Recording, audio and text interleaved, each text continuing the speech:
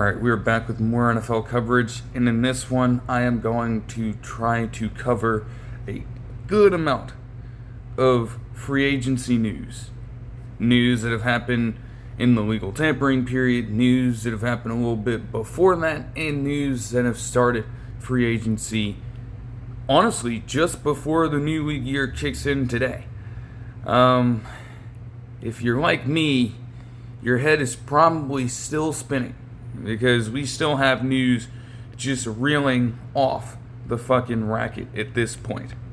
But I'm going to do the best that I can still to cut through as much information as possible.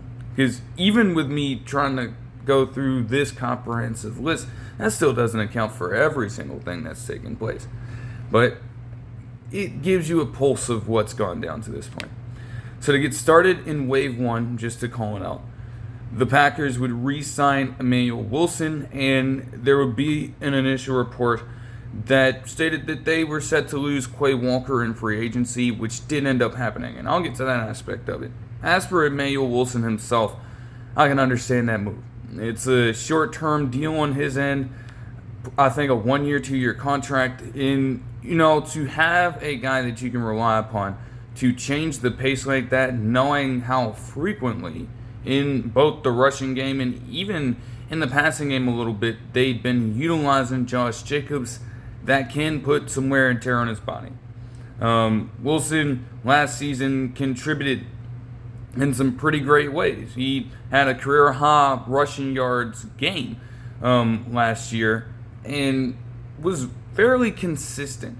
So to lock that up, even if it's for the short term, is not a bad idea at all. They would set up the 2026 Hall of Fame game, and it'll be played between the Panthers and the Cardinals. It makes sense. Now, obviously, this is an ode to both Larry Fitzgerald Sr. and Luke Kuechly becoming Hall of Famers this year. And, they may not want to talk about it, but we all understand what happened the last time these two teams faced off against each other in a high-stakes game, right? Didn't go so hot for those Cardinals, man. Even with Larry Fitzgerald going stupid that fucking postseason, it still didn't matter. The Panthers were just a fucking wrecking ball throughout the entire NFC. And yeah, now obviously both of these teams, as it stands, are going to look incredibly different coming into this game. But with some of what has happened already and some of the things that they're projected to do, it could be a promising ball game, to be honest with you. The Jaguars would sign Quentin Morris to a 1-year deal, and the Patriots would release Stephon Diggs. I can't really add too much more to this because what's needed to be said about this has already been said. I mean, this was a foregone conclusion. It's like to be going through the off-the-field issues that this man is currently dealing with right now. If you're the Patriots, that is a PR nightmare. You are trying to get back on the right track and do everything in your power, as difficult as it is, to, have lost the Super Bowl and then try to get all the way back there. And yes, Stephon Diggs is a good player. You can say what you want about his efforts in the game in terms of the numbers that he put up. That's whatever. But in terms of that locker room, man, they are trying to get their heads back on straight. They don't need to be dealing with all that extra stuff on the outside.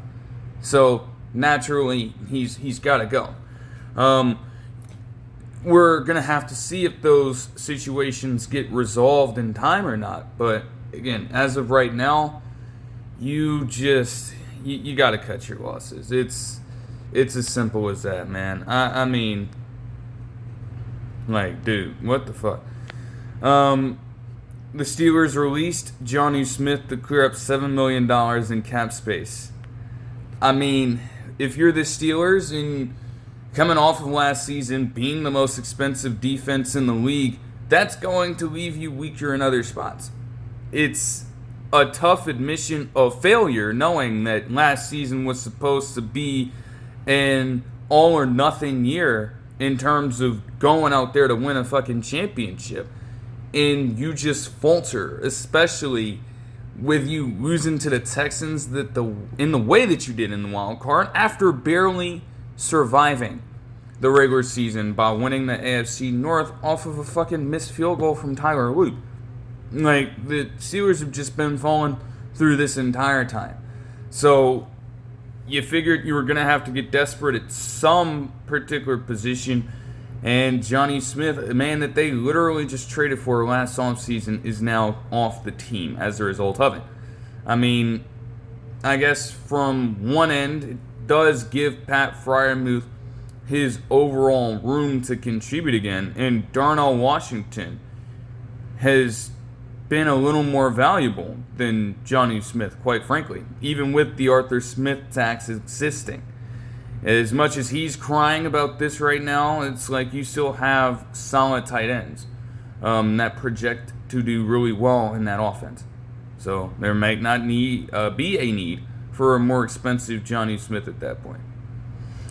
The Falcons are set to release Darnell Mooney. It does make sense. Darnell Mooney has just been in a very interesting stretch of his career. I really don't know. It's like there are a number of things to really look at when it comes to him as a player. I mean, he'd always been solid in Chicago. We understood that.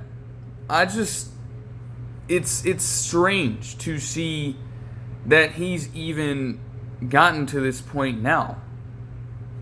Like, he was okay in Chicago. He gets to Atlanta and honestly starts off pretty damn strong. But I think one of the main things with him, honestly, he has got some drop issues, dude. He has got some drop issues. I mean, bro, you look at this and you see 44% catch rate. 44%? Now, that doesn't take into account everything. And he had 6 drops last season, 5 drops last year, and he also had 9 in a second season in 2021. So this is a consistent thing for him. This is not like it's anything new. And for a Falcons team that I really don't know what they're doing, especially when we get into what they proceeded to have happen for them, they are somewhat trying to get themselves in contention in an NFC South that is still up for grabs. And, those drops, man, along with those missed receptions in general, they add up over time. And when you have other position players performing at a way better rate, there's no need to continue to hold on to a guy like that. It's not worth it. The Texans would re-sign Trent Brown to a 1-year, $7 million extension. They've been planning to revamp their entire offensive line throughout free agency and during the legal tampering period. Trent Brown is, at this point of his career, more of a bridge tackle and a guy that can at least set the standard for how to operate for the next young, rising tackle talent to take over that spot for them. So that's what that really comes down to. It's not a long-term deal. It's very low risk, and you don't expect this much out of Trent Brown, to be honest with you. But to have an established player at that position, even if it might not jump off the page, it could help them. The Bears, to circle back into talking about this a little deeper, especially from the Bears' perspective. We already mentioned that DJ Moore was traded to Buffalo in exchange for a mid-round pick on their end, and I think they mentioned it was more of a second-round pick, which is actually pretty damn interesting, to say the least. As I'd already said, it's like DJ Moore is going to come into that system and serve as a number 1 caliber wide receiver that can play all over the field.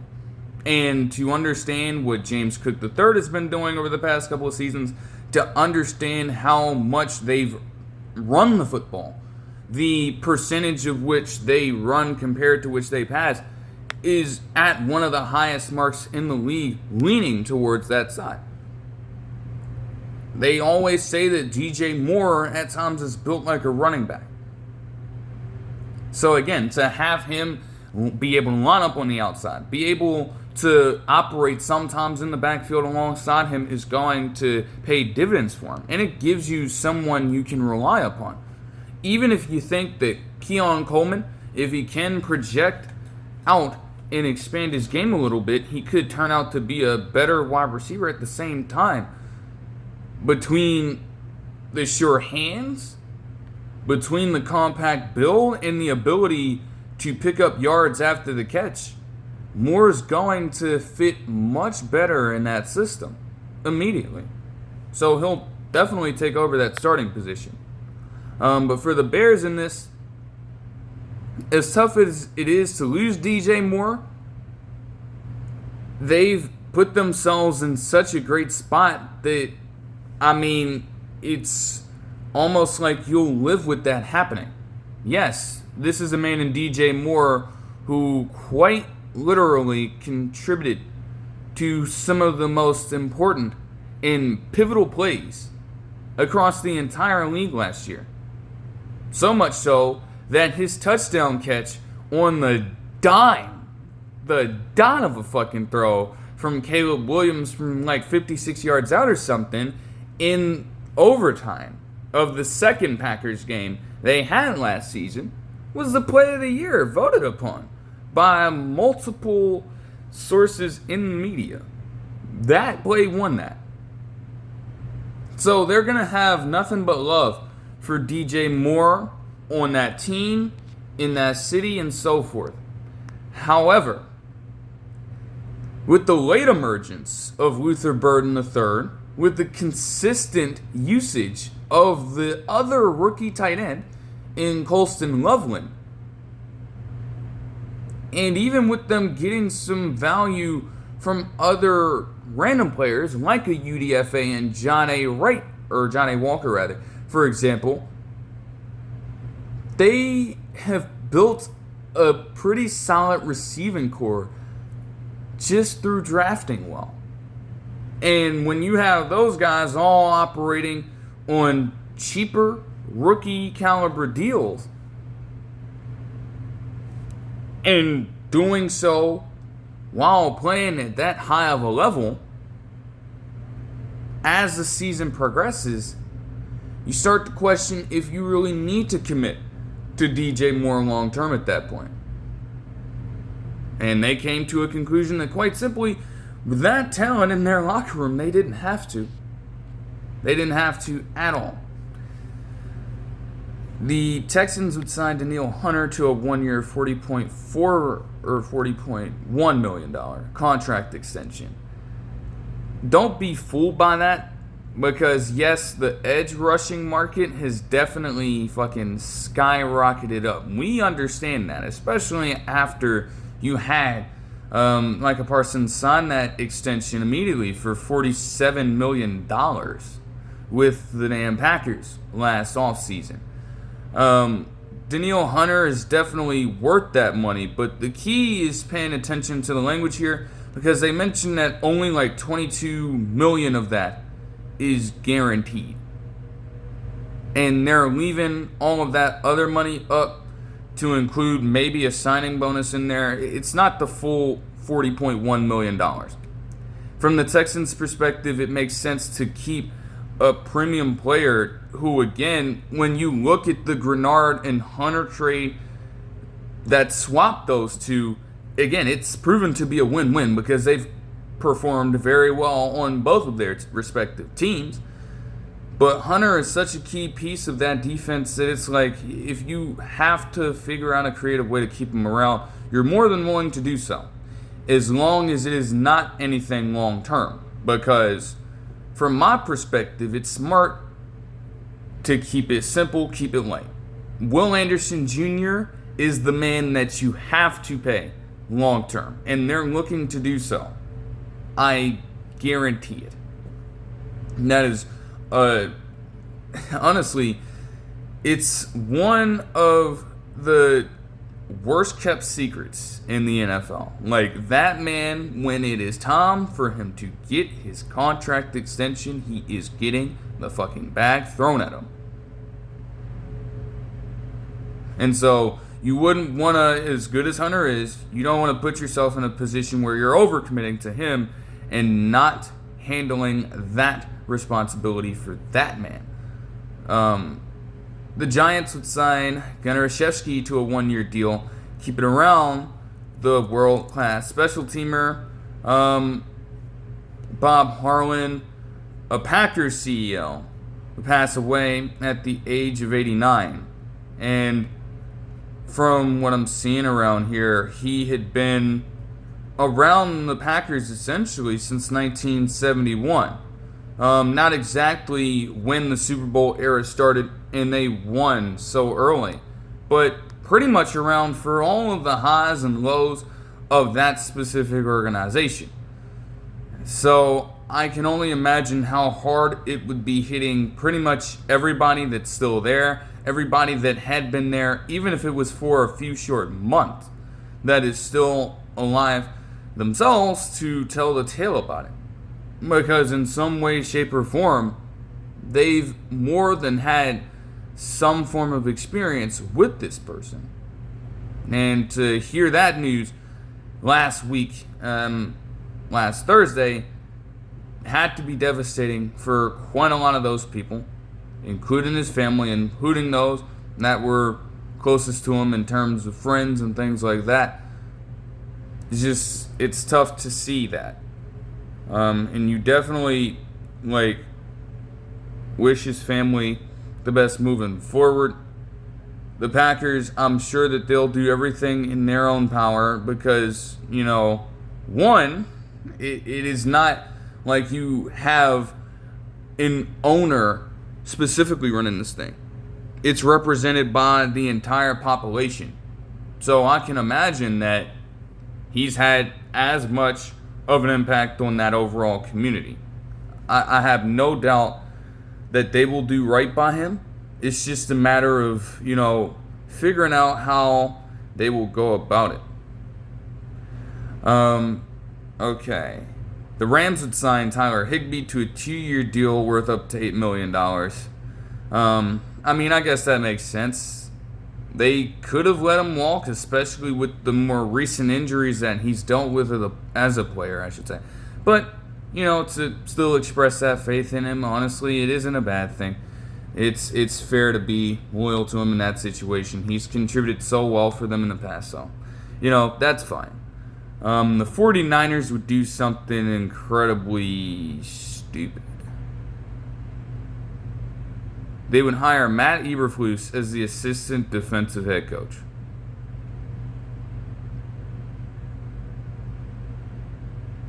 Now, I'll be fair. I'll be generous. Because I've said in numerous videos that Matt Eberflus is probably a person who is a lot better as a defensive coordinator or position coach than he ever is going to be as a head coach. And with the way in which he performed with the Bears for those seasons, one could say he set the bar low. We already understand what time it was. We already understood what time it was with Matt Eberflus. The nigga was 14-32 as a head coach with the Bears from 22 to 24. So we already understood that. More than likely, he was not playing himself into a position like that again. Let's just be perfectly clear.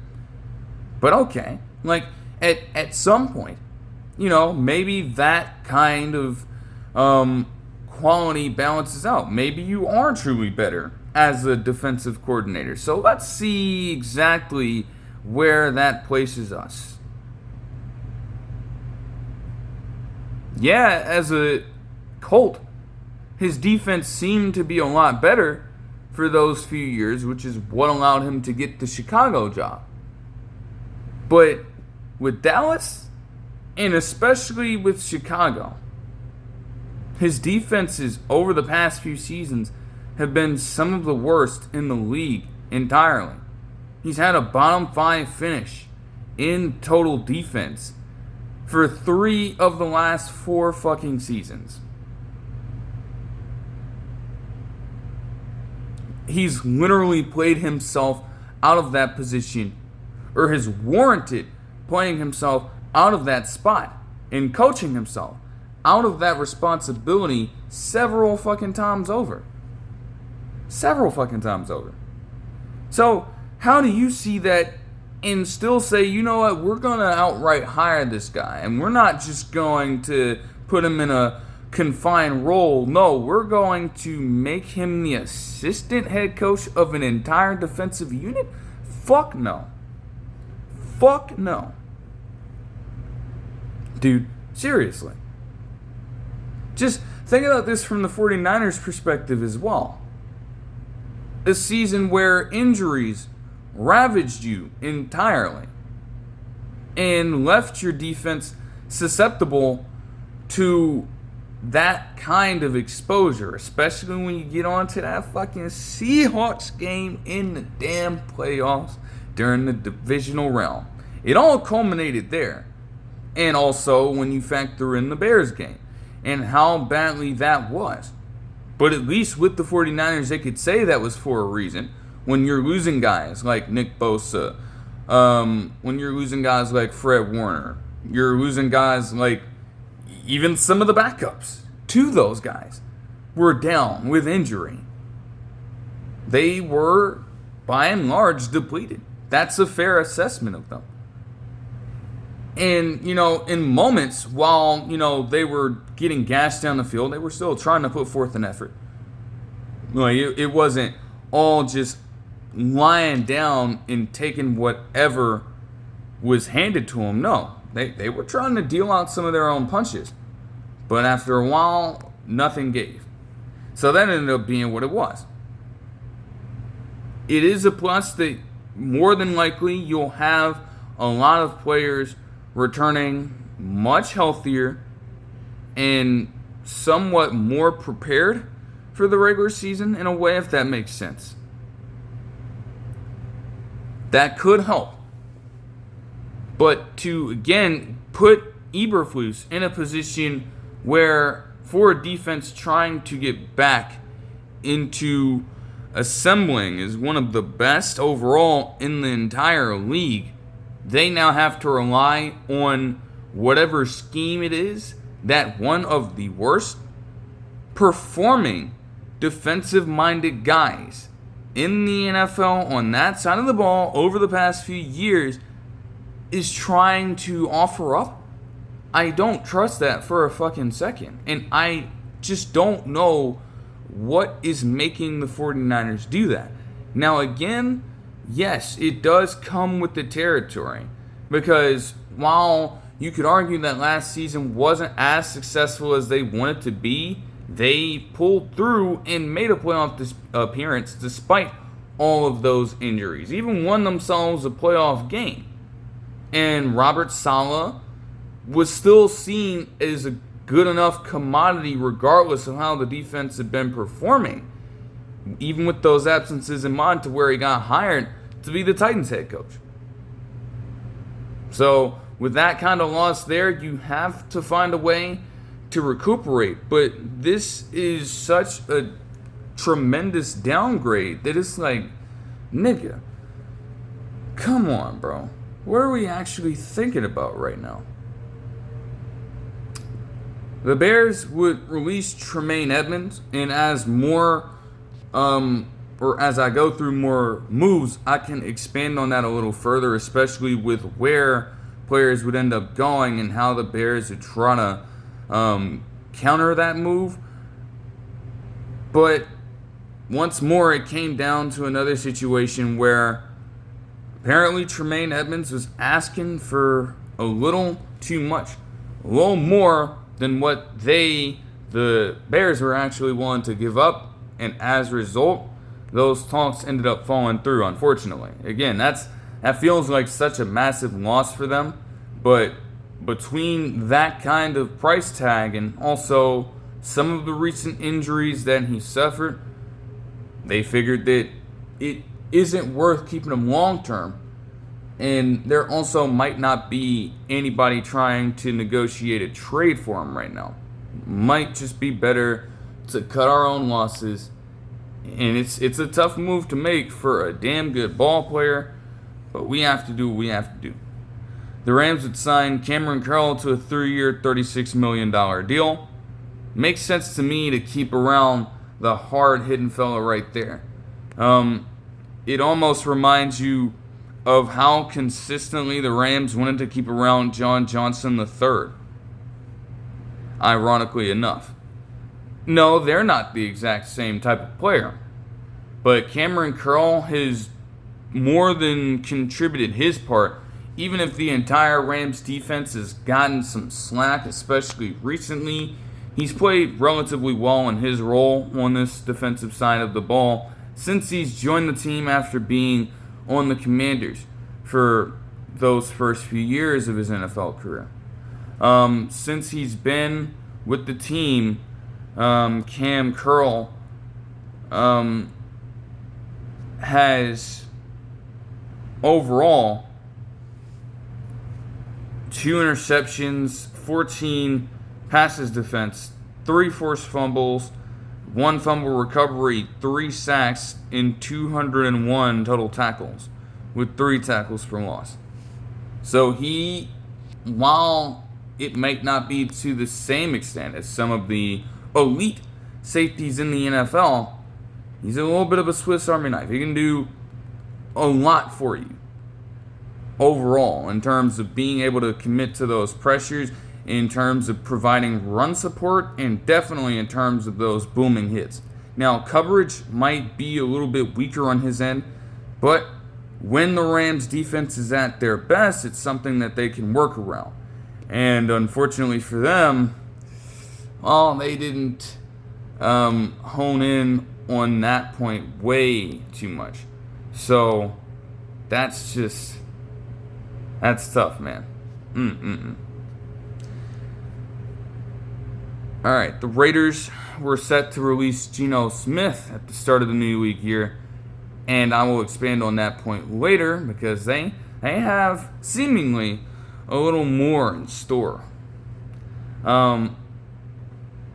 The Patriots would sign Tommy DeVito to a 2-year, $7.4 million deal. Okay, bro.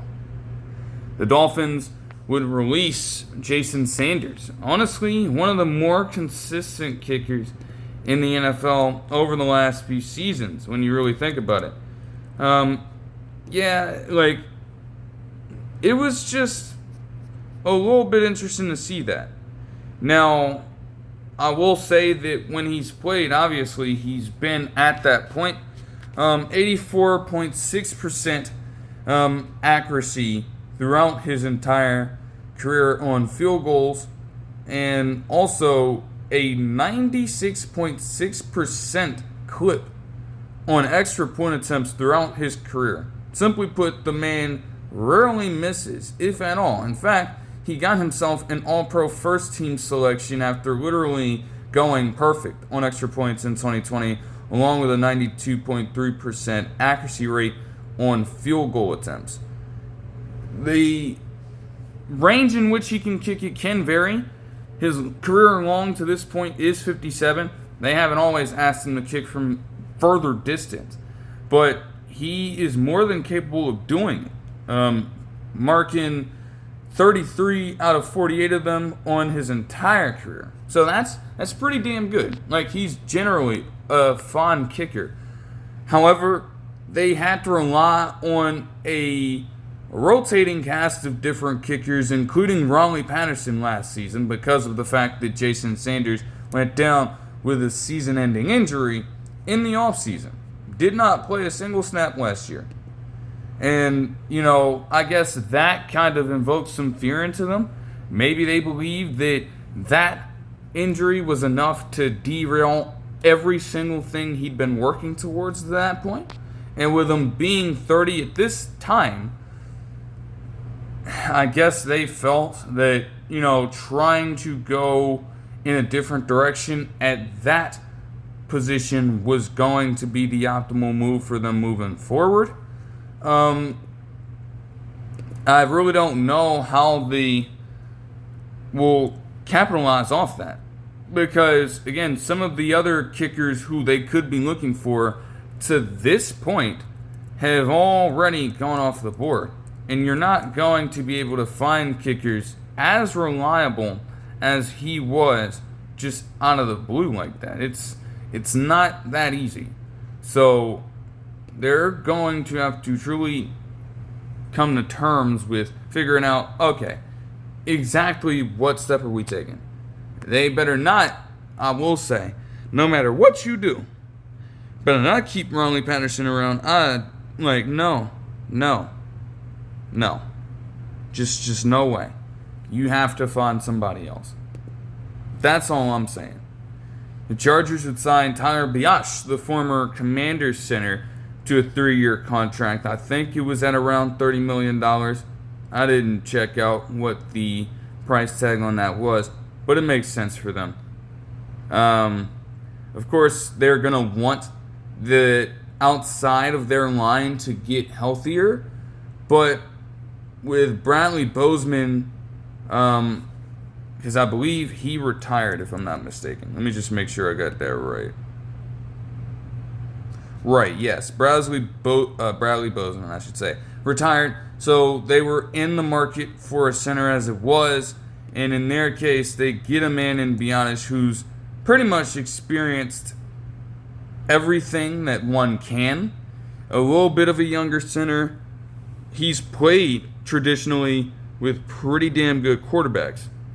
So he is more than capable of providing that interior protection and maybe run blocking presence for both Justin Herbert and Marion Hampton. More than capable of it. It's a solid pickup for them. The Bills would make a couple of moves early on in tandem with acquiring DJ Moore. With doing that, they would shortly after release Curtis Samuel, which makes sense. I mean, Curtis Samuel, even with us saying that, Josh Allen is doing more with less.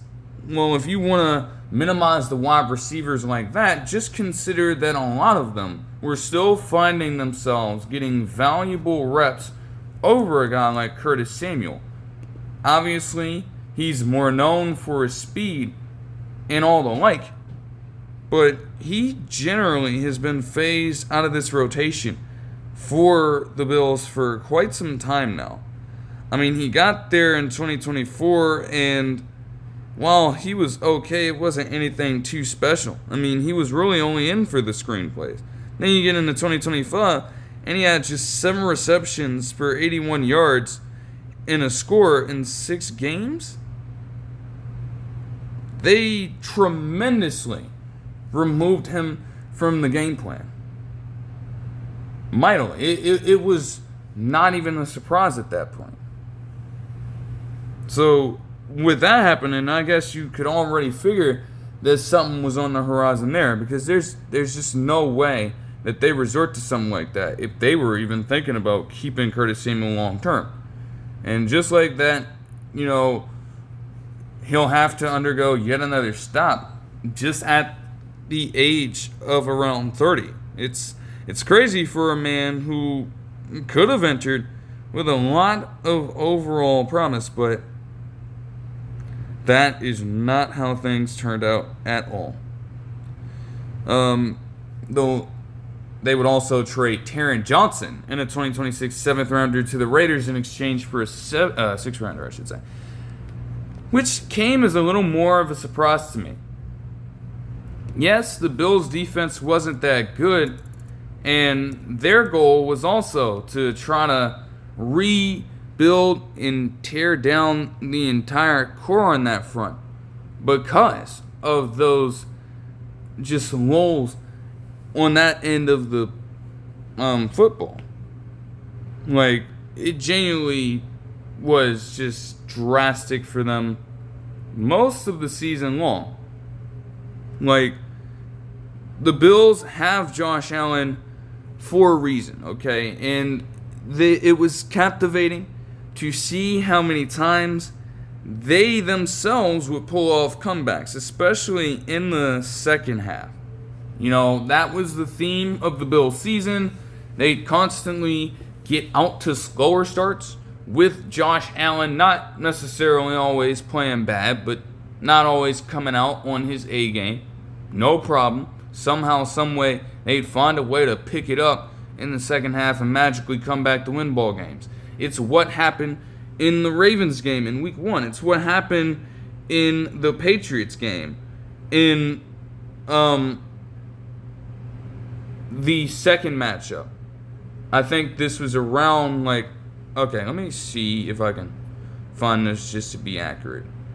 Because, again, the Bills that game, especially with the combination of Drake May and Travion Henderson doing their thing, they were rolling. And this was week 15, yes. And they still found a way in the second half to hold them completely numb, or keep them completely numb and out of the end zone, and still win this game, the 35-31 score. That is what they'd been doing all year. But that has its downsides. And we know that Josh Allen is a great quarterback.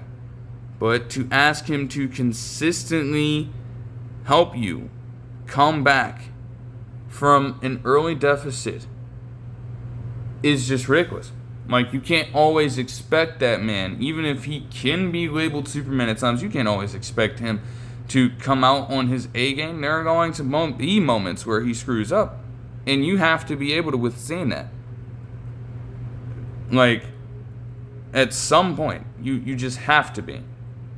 You can't continue to, survive off that, because inevitably when you get on the bigger stages, that shit is going to leave you at a loss. I keep saying this every time. As much as people want to say that, oh, hey, that pass interference call or no call on Jaquan McMillian should have been called, and that's the reason why we lost that game. No. The fact that you not only turned the ball over that much, but the defense itself, while they did force some turnovers, they also couldn't get a stop when it mattered the most, and allowed Bo Nix to do that near the end of regulation. It's you could not, come on, man. That's crazy to me. Taron Johnson, with all that being said, I was literally just watching the Pat McAfee show episode where Aaron Rodgers was there talking about a slew of different things. Bro, this man was just calling Taron Johnson the best nickel corner in the fucking game because of how he can play at that position and play all over while being a really good asset in the blitz. This is exactly what he was saying. And just like that, he's out. Yeah, last year wasn't great for anybody when that Bills defense really. His numbers did take a step back. He had 57 total tackles with 4 pass deflections and did appear only starting in 8 games. You could attribute that to some of the injuries he was dealing with, and also, again, the Bills maybe trusting a few other corners to step up and take the mantle here. No wonder when you see something like that, were they thinking about getting a guy like Darius Slade Jr. But that's definitely a tough loss for the Bills. It's one that they're willing to take in order to try to build this team out in the best way that they can. And for the Raiders, for them to get a caliber of player like that is important. Even if you don't want to view Taron Johnson as a number 1 corner. He's got solid size for that position at 5'11". And, even if that's the case, he plays much bigger than he is. So you know that you're going to get a good deal with that. But taking a look at the Raiders depth chart, I should say. Let me see. Looking at that, your corners are somewhat solid. We'd hear about one of them later, but otherwise, It's Tristan McCullum, it's Darian Porter, it's Q-Blue Kelly, and it's Chigozie Anusium. I could not tell you who all of those guys are. And Q-Blue Kelly, to his credit, was getting snaps last season. But Taron Johnson, I'd assume that he'd take over one of these corner spots. And you know what? That's a damn good upgrade to have. That's a damn good upgrade. I don't care if he's turning 30. With as young of a team as that Raiders roster is going to have, you need a guy who can be that kind of enforcer on defense. And you get that in a man like Taron Johnson. Like, you know he's going to bring as much pop as possible from that position. Especially if you're coming over that middle. He's going to make you pay. You best understand that before even trying to make any decision like that whatsoever. Alright, the Lions would release Taylor Decker, which is definitely tough to see after he was a part of that organization for so damn long himself. But once more, the Lions are in a situation akin to the one they were facing with David Montgomery. He's going to cost that much money, and you understand that there are other stars that you're trying to keep around. You can't really expend that kind of capital on a player in Taylor Decker who is probably a little bit expendable in his own right. The Texans would also release Joe Mixon, which again at this point was a foregone conclusion. Ryan Kelly, the former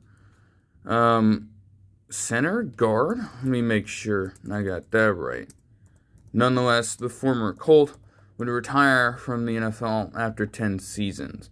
And yes, he was a center. So that instantly put the Colts in the market for one and forced them to lose a player who's been a seminal piece of their franchise for a good decade or so, even when Andrew Luck was there towards the tail end of his career. So you definitely wish him the best moving forward, and regardless of where he may choose to involve himself, in the long run, he can have success there also. The Patriots would trade Garrett Bradbury to the Bears in exchange for a 5th rounder. I mean, it makes perfect sense. You know, you're not going to expect that much back from a center as it is, especially if they are not high quality talent. And even then, it's like, it's a center. That's not as desirable as a skill position player. So we're not gonna push ourselves to do anything like that. Moving on from a 5th round pick, you can live with that shit. And the Bears, honestly, you have some consistency now at that position. It's not to say that they weren't at that level already, but with Dahlman literally just retiring all of a sudden in this offseason, similar kind of situation here where you needed to find one and fast.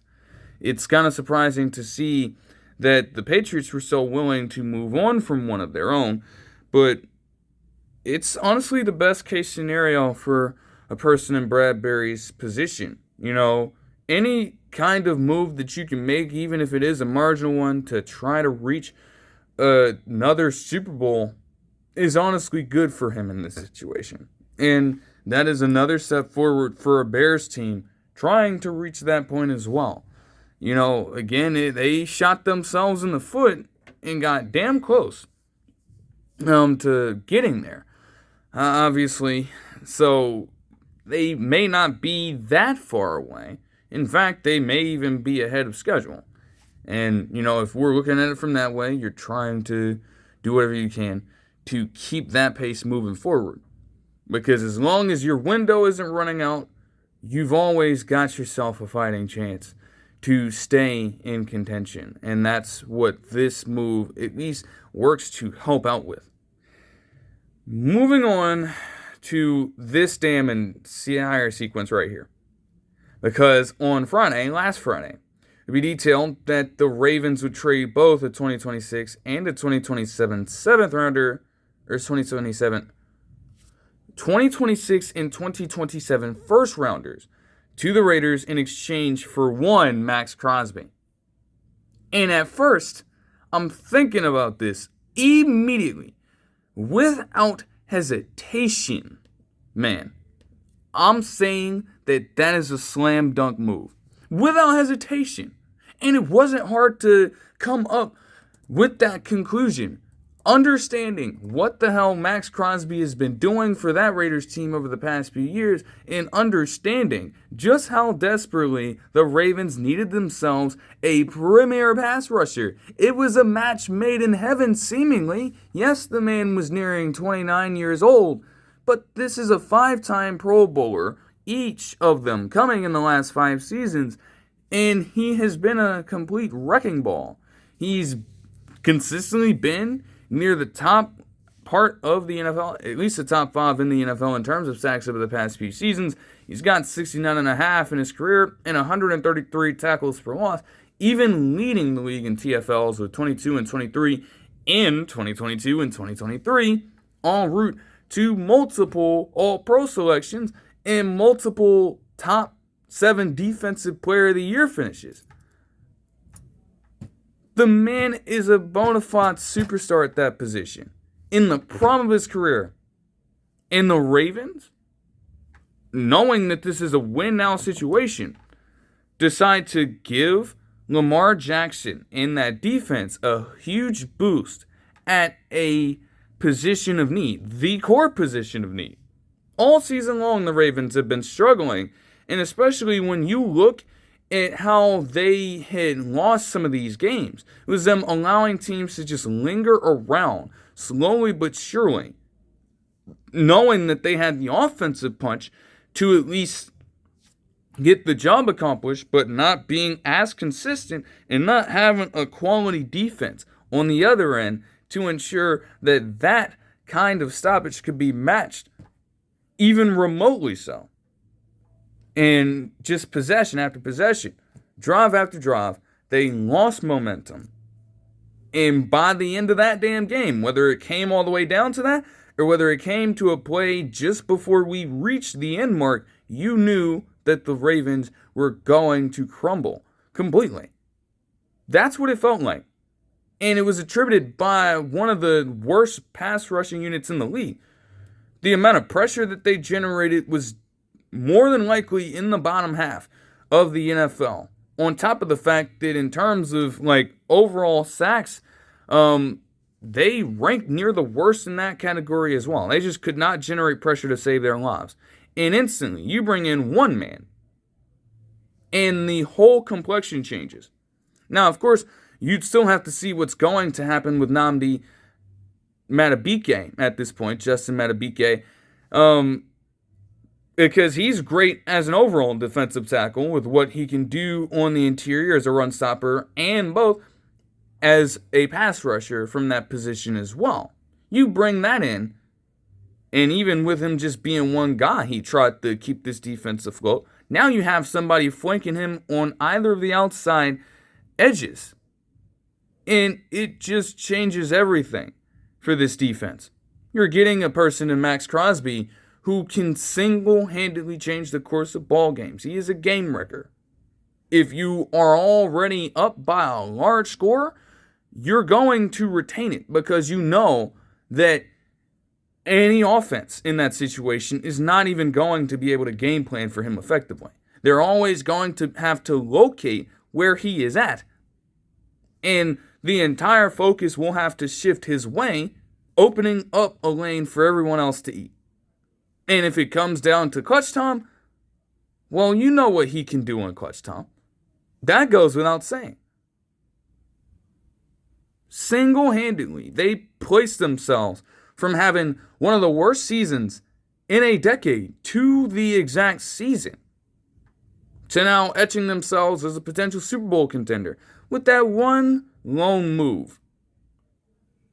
And that is what the sentiment had been for at least the last few days or so after that Friday trade. And then we get into the bullshit that happened last night. Now, per Adam Schefter, it had been reported that a failed physical on his end is what ended up nixing this trade. Yes, you heard me fucking right. all that fantasizing, all that strategizing in the ways in which they were going to utilize Max Crosby, just thinking up different scenarios about how he was going to operate in this defense alongside Jesse Minter, and they fucking nixed the trade for him. Honestly, I'm not buying a fucking failed physical for this move. I'm not buying it. Like, even if that's the report, if that is what's actually the context, I don't give a damn about that. I'll be nice given what just recently happened that I can expand upon in just a second. I'll be nice about it. But it has got to be one of the most spineless things I've ever fucking seen from a general manager in my fucking time watching sports. Like, Eric DaCosta actually just fucked around and did some ass shit. Straight up. Just like that. Because, as we'll detail, the Ravens did proceed over the last few days to lose a lot of free agents, namely to the Giants with the John Harbaugh attacks. I understand it. And with the Ravens seemingly not being active elsewhere, stands for signing fucking John Simpson.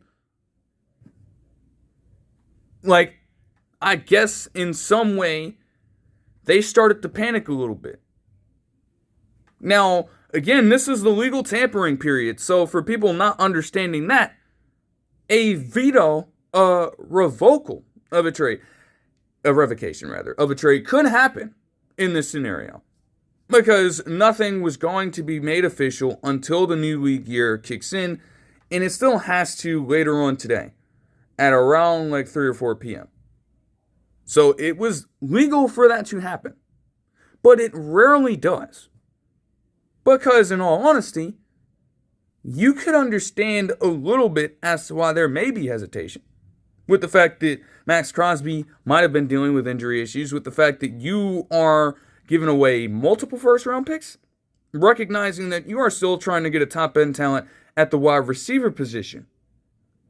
And that's where my head was at initially when I'm thinking in the mock draft, okay, with that pick, they can go ahead and get themselves Jordan Tyson. Then I'm sitting here saying to myself, I'm seeing that get Knicks. Okay, yeah, Jordan Tyson, you're a fucking Raider. You're a Raider. A lot can change when it comes to that so instantly. And again, I can't really attest to where their head was at in that specific moment because I'm not in that fucking front office. I'm not in that fucking locker room. But it's like, nigga, from what I'm seeing, at some point, man, you have got to stand your fucking ground. I don't care if you're losing all this talent on your end because they had a ton of free agents coming into this. I don't care if you are still in a position where you're trying to structure contracts around Lamar Jackson and Zay Flowers. I don't give a shit. I don't care. You have to stand your fucking ground at some point.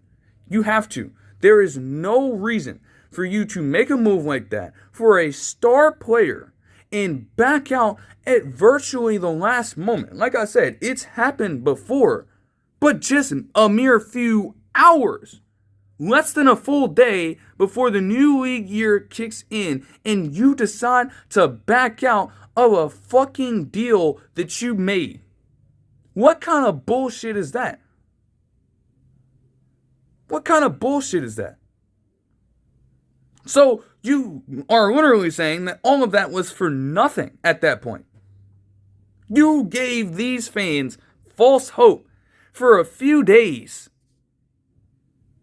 just to ensure that now you have a fully depleted roster that you have to rebuild and no Max Crosby.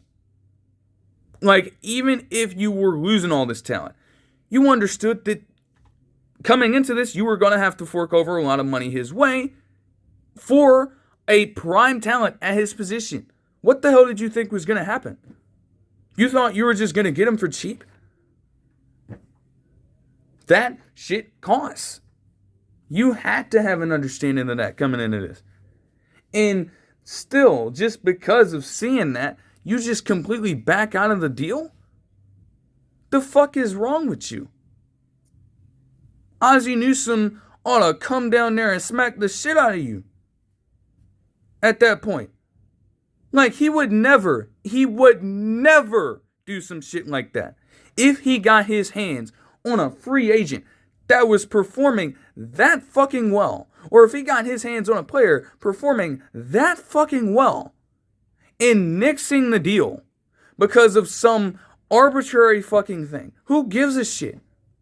You now wanted to start caring about all these other players that you were missing out on? Fuck them niggas. If it means that you get a player at a premium position that you absolutely 100% needed. You wanted to then take a look at all the risks associated with it and then come to a conclusion that you wanted no parts of it. No, you can't have it that way. You can't do that.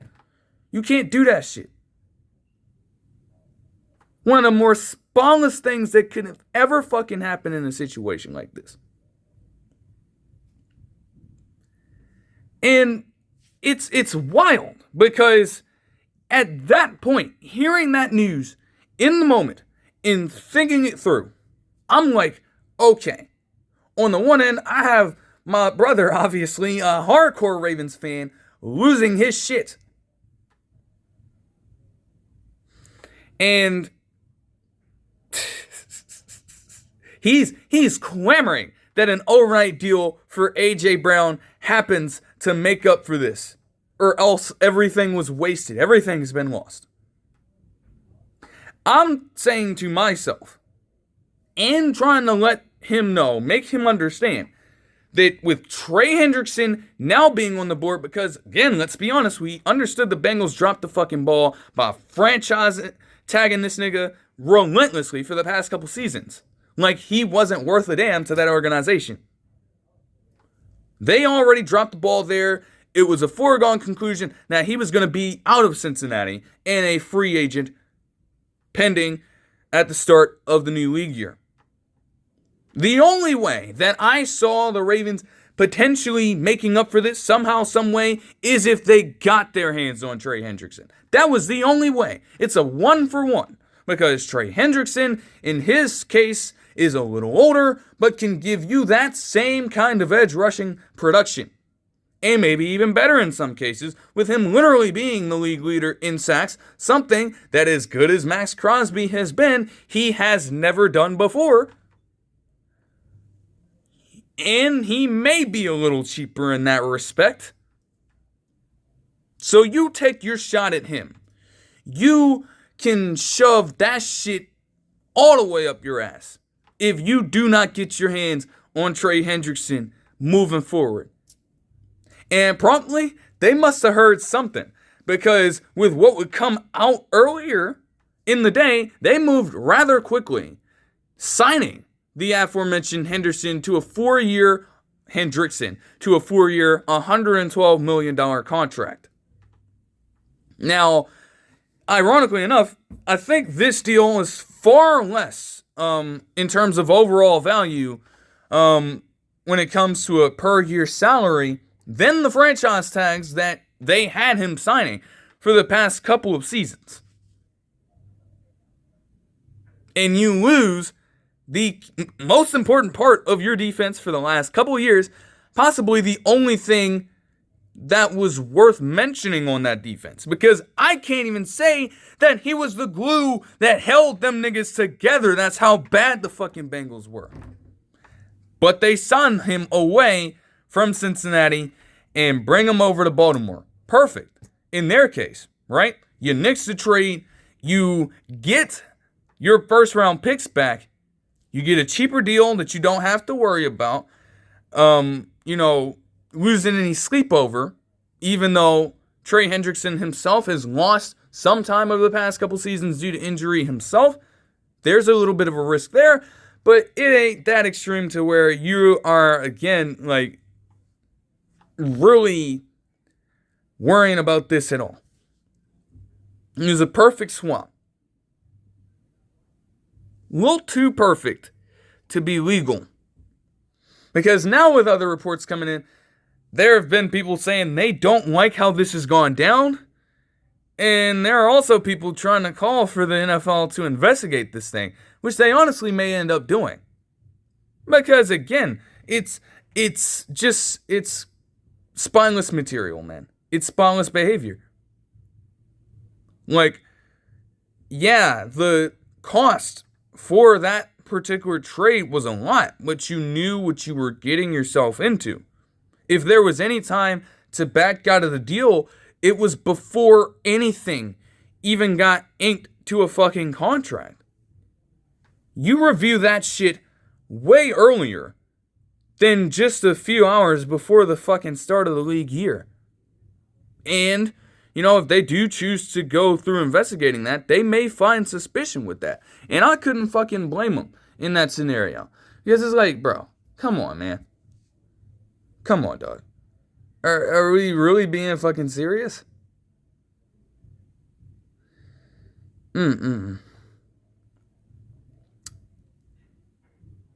moving on to the Cowboys. They place a tender on Brandon Aubrey that is worth $5.76 million. And if a team, I guess the way it works, there was also a second round pick attached to this. If a different team can try to acquire services, but yeah, they better stop fucking around. Like, this is Brandon Aubrey we're talking about. You better re-sign that man. The Bills would sign Connor McGovern to a 4-year, $52 million deal. Meanwhile, the Eagles would sign Jordan Davis to a 3-year, $78 million contract extension with $65 million guaranteed, making it the richest ever contract for a nose tackle in NFL history. And it's well-deserved with how Jordan Davis, as an overall player, ascended this season. And that's even alongside what Jalen Carter has already contributed to the squad. It's one of the most feared defensive tackle units, if not the most feared defensive tackle duo in the NFL. And it ensures that they keep at least one of them around for the foreseeable future. Like, I'm telling you, Jordan Davis was exceptional last year to the point where he not only consistently got into back down scenarios, but he was also a menace in special teams as well. I mean, they don't win that fucking Rams game if not for his blocked PAT and field goal return for a touchdown at the end. He had 6 pass deflections last year with 4.5 sacks and 72 tackles with 9 for loss. A massive jump considering that he'd never even reached over 50 in any season before then, and combined for 72 for the past couple of seasons. That's just an insane jump in production. And at the right time, too, as he recently turned 26. So, that's exceptional work for him. Honestly, he deserves that contract. But the Eagles would be awaiting to see how they could navigate their other man. The Colts would trade Zaire Franklin to Green Bay in exchange for Colby Wooden.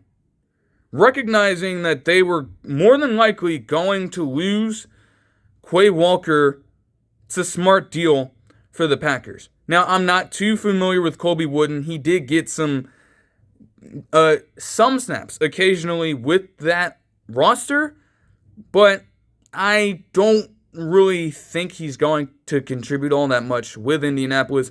He's probably going to be more of a rotational piece, especially with DeForest Buckner getting a little older.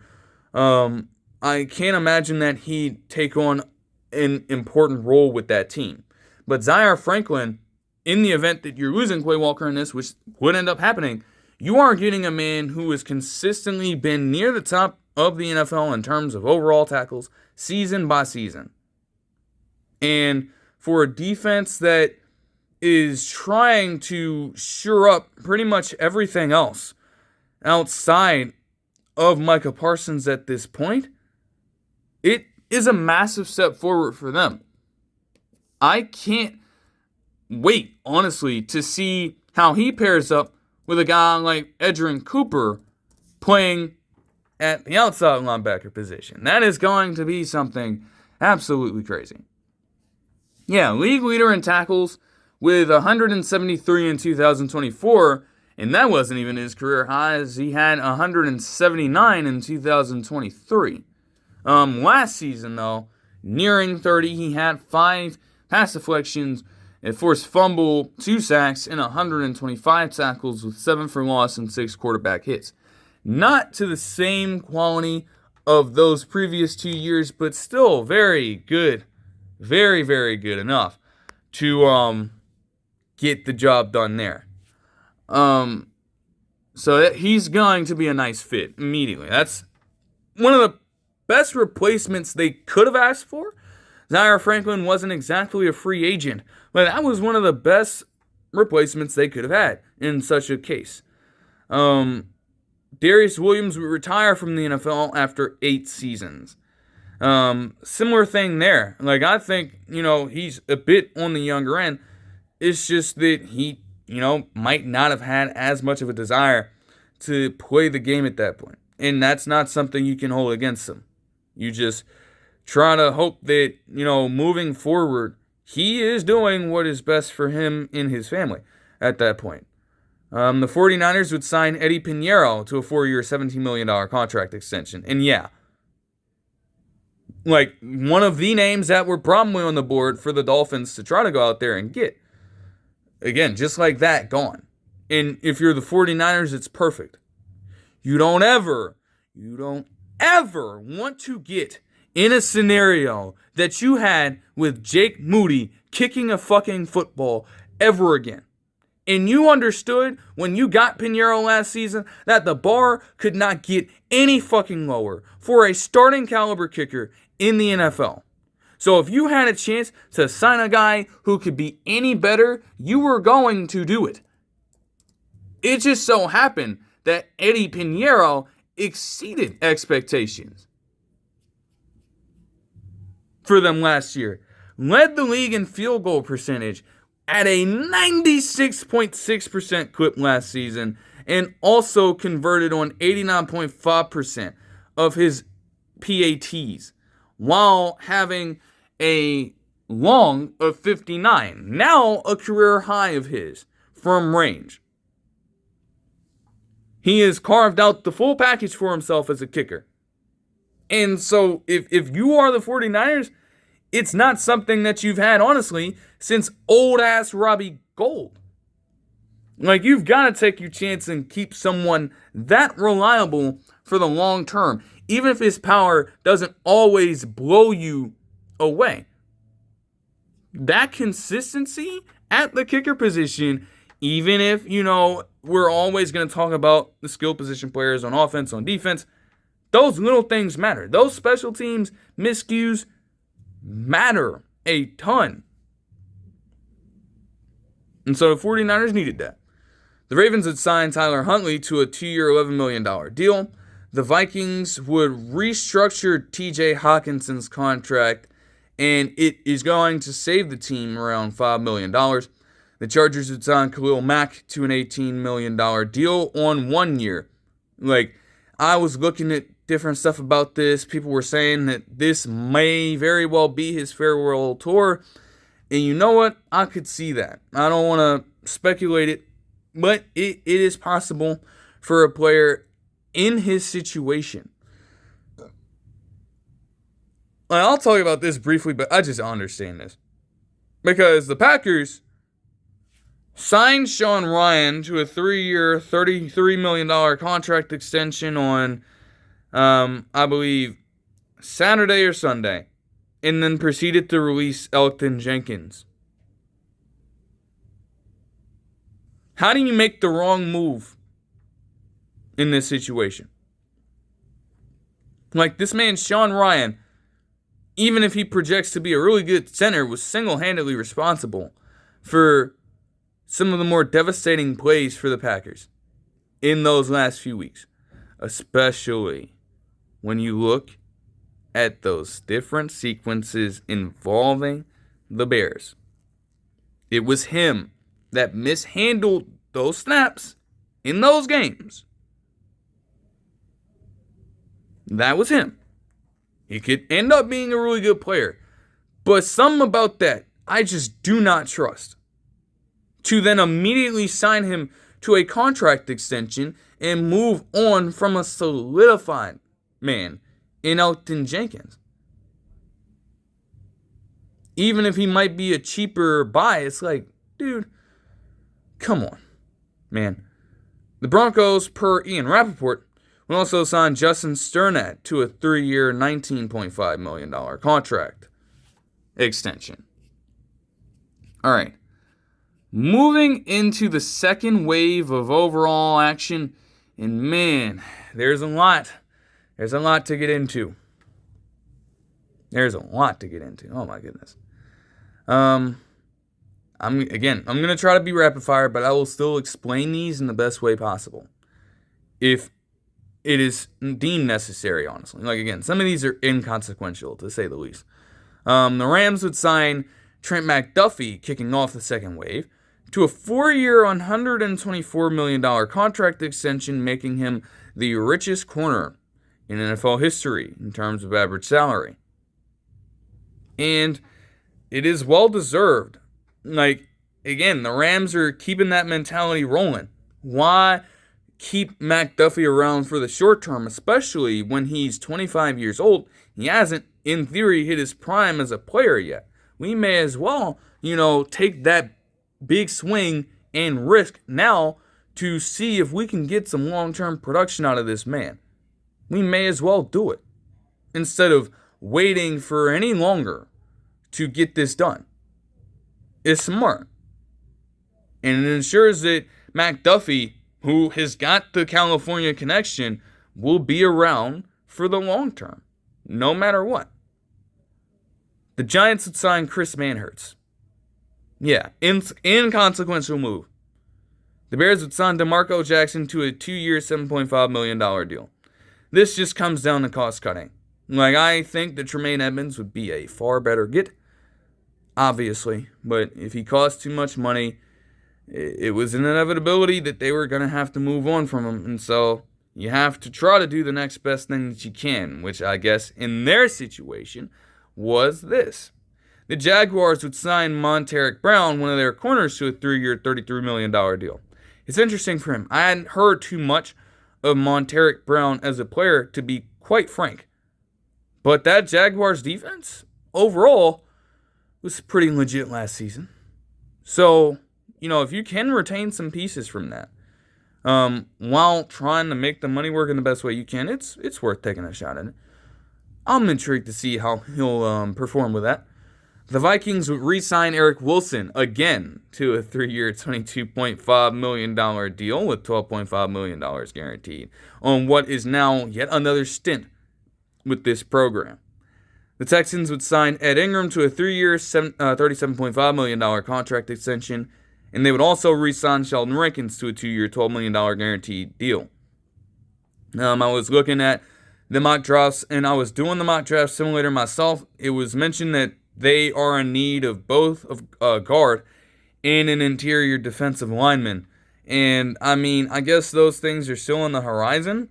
But, with the way that some of these things have been talking about it, they've been calling Ed Ingram the best offensive lineman they had last year. I don't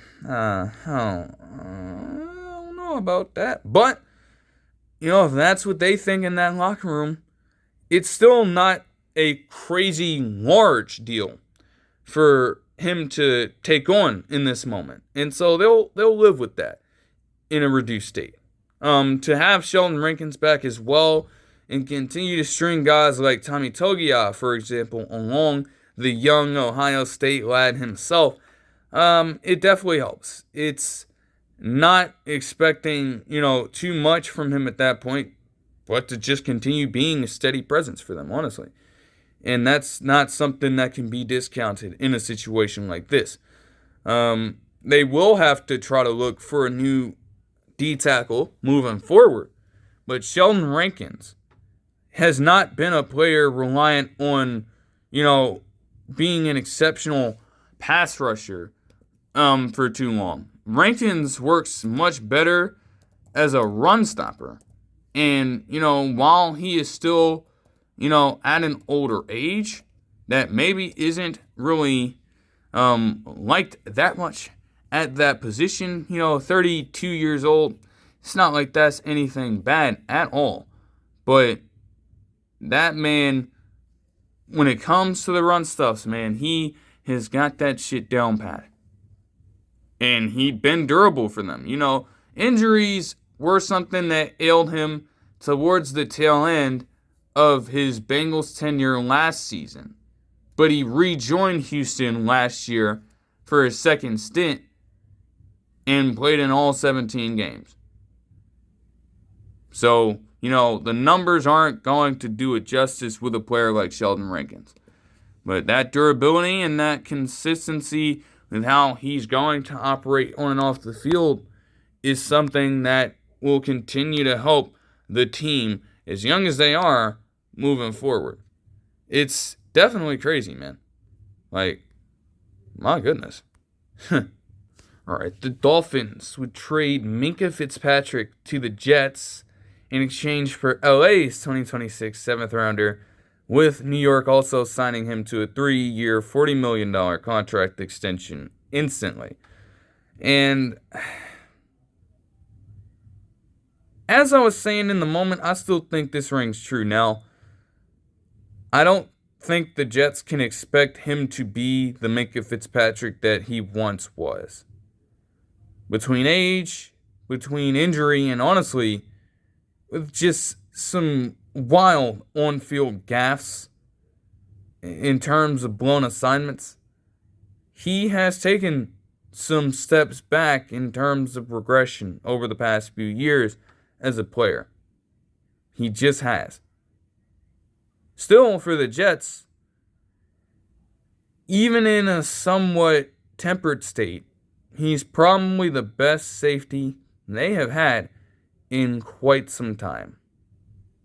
And yes, that sets the bar once more incredibly low. But you have to figure out a way to do what you can. And I will say, even in this state, you don't have to give up much for him. You don't even give away your own pick. You don't even give away your own pick for a player in this situation. I think that is something to be respected and accounted for in terms of trying to determine whether or not somebody wins a trade. Like, that shit is LA's pick. That ain't yours. And you still managed to get something of some value out of that. I mean, Dolphins, it's not too much like they lose this overall thing, because, again, to keep Minkah Fitzpatrick around as the sole contributor there, while understanding that he also doesn't want to deal with this shit again. It's why he literally got sent away at the trade deadline in 2019. He didn't want to deal with this shit again. Like, what the fuck would he want to come back for another time and have to deal with a rebuild? That's not going to work that way. So that chemistry is already going to be shot and awkward as a result of that.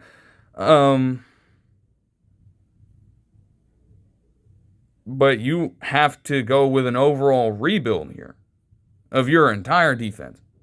And it would just be very difficult to try to keep that mentality going while also still having Minkah Fitzpatrick there. It wouldn't fit that well. So that's kind of how you have to do it. The Packers would trade Rashawn Gary to Dallas in exchange for a 2027 fourth rounder.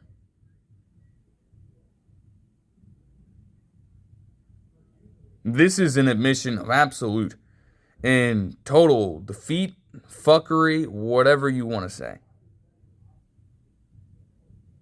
Whatever you want to say. Because at that point, just think about this for a second.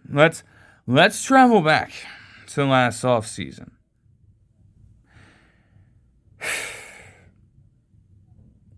Brother, you trade away Micah Parsons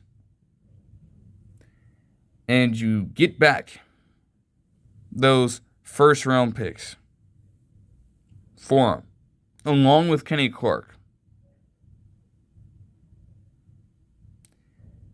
You proceed to, in the very next offseason, get the worst of the Packers pass rushers.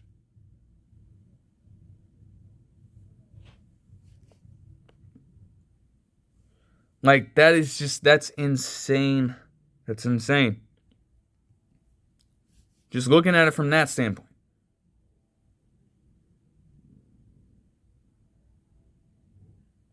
It is wild, man. I guess from their perspective, Rashawn Gary having a cheaper contract is not the worst thing in the world. It still gives them an opportunity with an increased amount of cap space to do even more damage in the offseason. It could be a tone setter for them as they try to open up lanes to contribute to their overall success in this period. And to only give away a fourth rounder for, again, a man in Rashawn Gary who is still, even if I'm saying, he's the worst of the two pass rushers that were there, well, it's like, this is still a pretty damn good player. He had 7.5 sacks last season and 45 tackles with 7 tackles for loss and 20 quarterback hits after getting a Pro Bowl nod in 24 as well. The thing is, his role has consistently shifted. They've called him an edge rusher. They've called him an outside linebacker. They've called him a defensive lineman.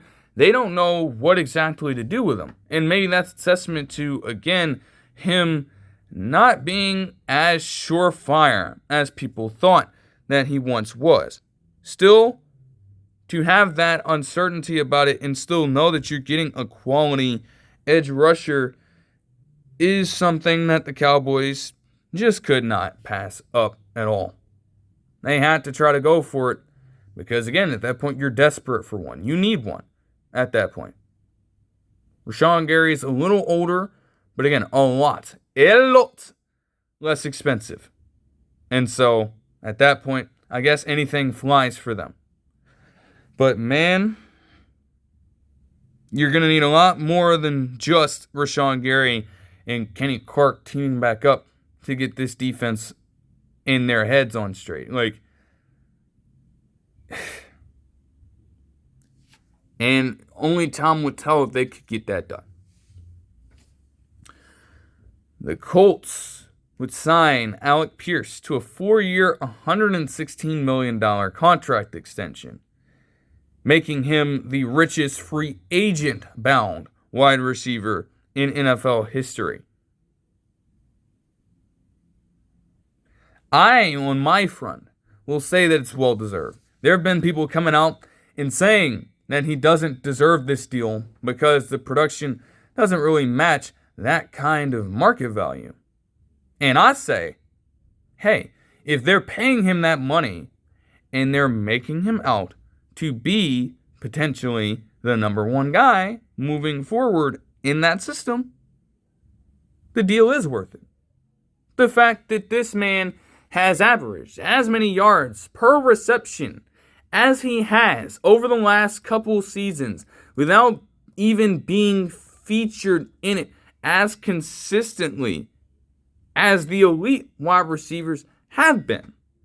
Can you imagine what would happen if we start to target Alec Pierce over a fucking 100 times and get him somewhere around 80 to 100 catches?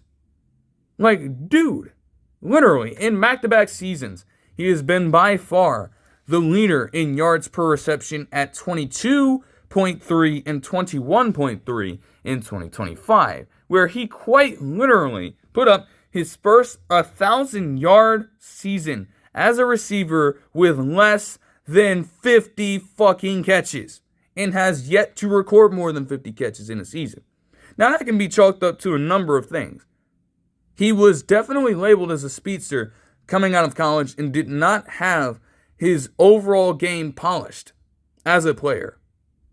But it feels like from time to time, over the last few seasons, he's been sitting back watching Michael Pittman Jr. perform, and even Josh Downs, to a lesser extent, in the slot performing at an exceptionally high rate, do damage down there. If he can harness that aspect, if he can harness that and rope that in to his game, man, he's going to be in for an exceptional year this season.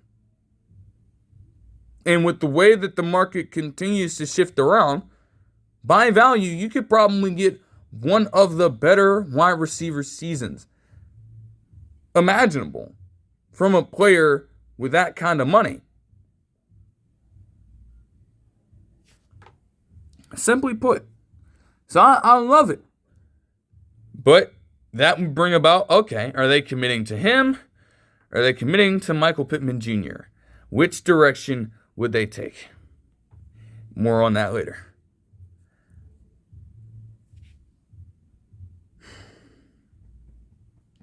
Seahawks would have themselves a brutal stretch of time here. And it would start with this. They lost Super Bowl MVP, Super Bowl 60 MVP, Kenneth Walker III, to the Chiefs, who instantly signed him to a 3-year, $45 million deal with $28.7 million guaranteed. I look like a complete and total dumbass. Like, I'm literally saying in my last video, I have no doubt that they'll find a way to re-sign Kenneth Walker III. There's just no shot he's moving elsewhere. And to be one of the opening moves of this entire thing, the Kansas City Chiefs get their hands on him. Damn. That shit sucks. It sucks. It comes down to money. Like they had mentioned in those reports, I'd been looking at, what Schefter had been posting. Initially, they'd been saying that he was looking for around $15 million a year. And, while, hey, there might have been a potential discount there, I suppose with that move, the price stood. He was not budging, and neither were the Seahawks. It just shows you that it is truly a business. And it would have been great to keep him around. It's like, bro, you can't let him leave in a situation like that. But with them not being able to agree on that deal, I guess they didn't leave themselves much of a choice. It's devastating, man. It's devastating. The Seahawks could be in a position to look for a running back, but at the same time, with the way that they've been utilizing them, between Zach Charbonnet, between George Holani, and even Kenny McIntosh missing this entire season, potentially coming back himself, they still have a solid roster of running backs to build around. And, maybe that is where their contentment lies in being able to let Kenneth Walker III walk in free agency. Because they have the personnel to survive it, they believe. And they have the combination of an overall scheme to ensure that they will be able to last throughout this entire thing. So, that's interesting. For the Chiefs, though, it's like, it goes without saying they are getting an absolute dog in this system. They just are. There's no doubt about it. The thing with Kenneth Walker III has been, again, when you tie it in with Zach Charbonnet being used as a sort of by-committee complementary piece at the running back position, durability had been an issue for Kenneth Walker III, or one that at least could flare up with his frame. And so they shifted to that, and it did wonders for him. I'd be interested to see if the Chiefs were willing to do the same thing. Because as it stood at the time, they still had Kareem Hunt on the roster, and they still had Isaiah Pacheco at this point. So I'm like, okay, are they going to go out? Are they going to get a person who can truly change the pace around, who might be a bit stockier in frame, to give Kenneth Walker III that extra cushion that he may need in order to survive? Because the way the Chiefs operate overall, with having Bieniemy back in that offense, you can imagine they are going to try to implement it as versatile as possible. In fact, one can say that he is probably going to be utilized in a similar way that they were doing so with Kareem Hunt in his rookie season. You know, the prime is typically at a certain age, but people understand that Kareem Hunt was at his best in his first and second year as a Kansas City Chief. And he was being utilized as a bruising running back up the middle. He would expand his game at multiple points as well. He was versatile. And he would step out of the backfield and make quality catches down the field also. Out of the backfield to give Mahomes that extra cushion if need be. The same thing can happen here, especially with how they utilize and how the Seahawks as well utilize all those running back screens to just simply let that man go to work in space. All it takes is one, maybe two moves, he's out of there. It's a great pickup for them. And I have no doubt that they'll put him in the best possible position to succeed. Again, he wouldn't be the only one in terms of Seahawks players to leave. And that doesn't mean that I'm just going to have people just talk crazy about. Like, I've seen some of the craziest shit. I'm like, dog, no. Come on, man.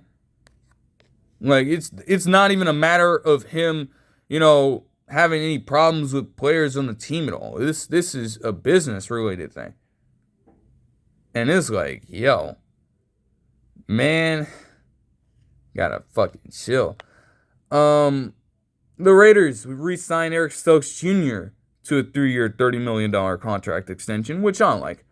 The Bucks re-signed Cade Otton, which I didn't necessarily understand, but it probably removes the need of a tight end for them in this upcoming draft.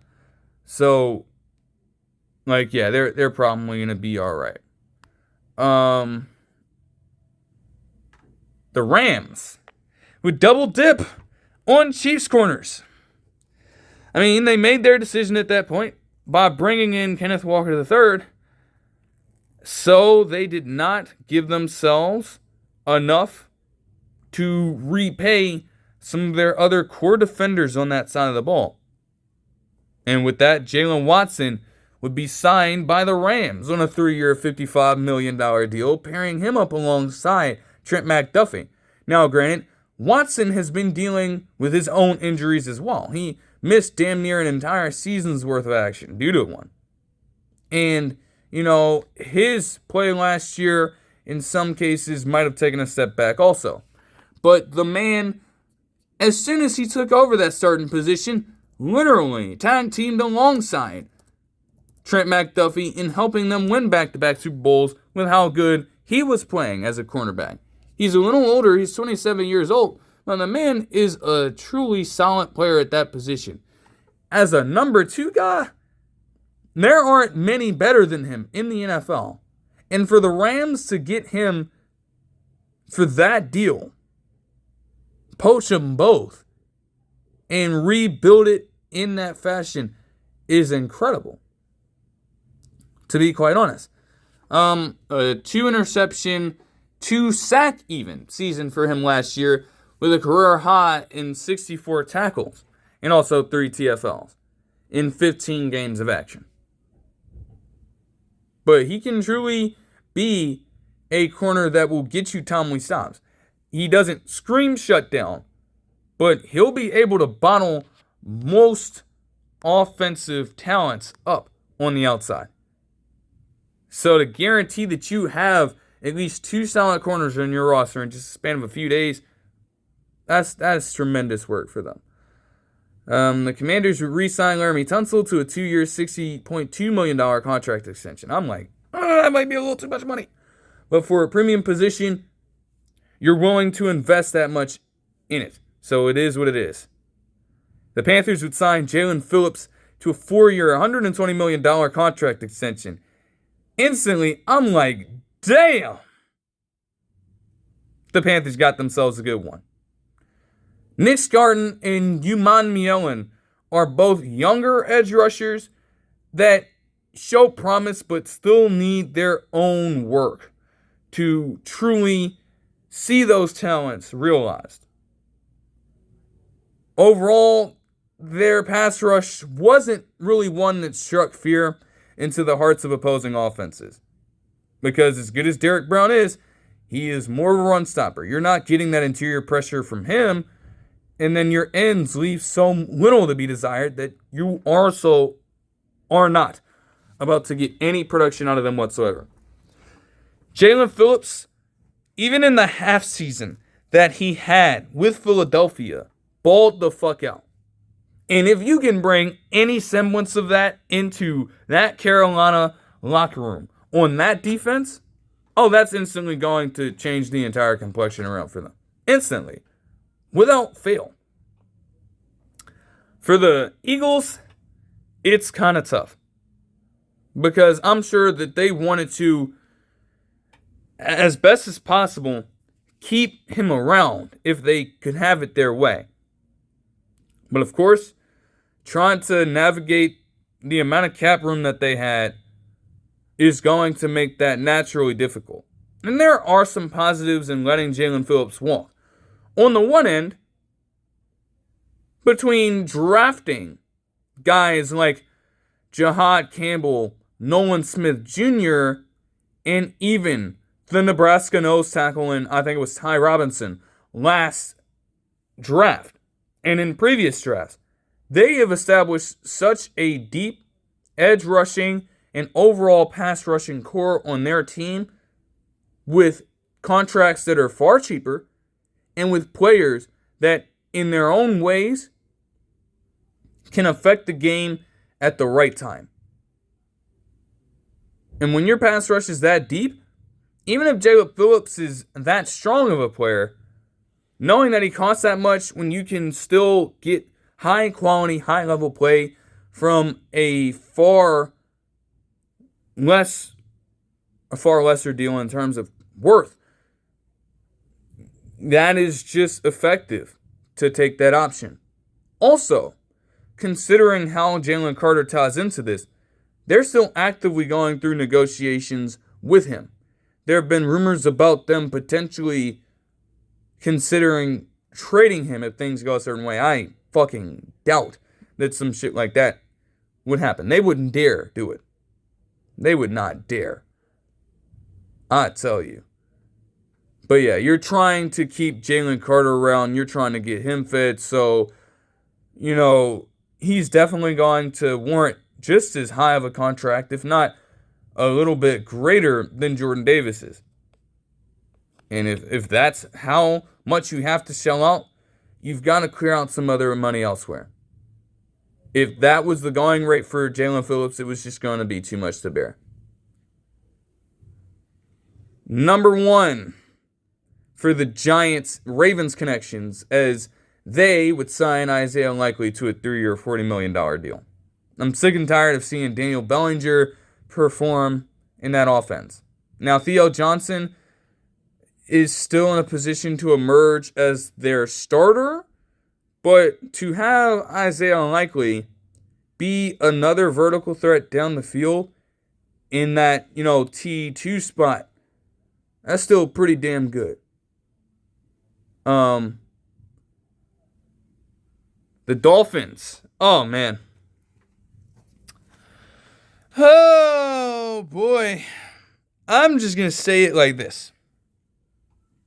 When I saw that both of John Eric Sullivan and Jeff Hafley, when they were asked about it, were non-committal. They were mum on keeping Tua Tagovailoa around for the foreseeable future.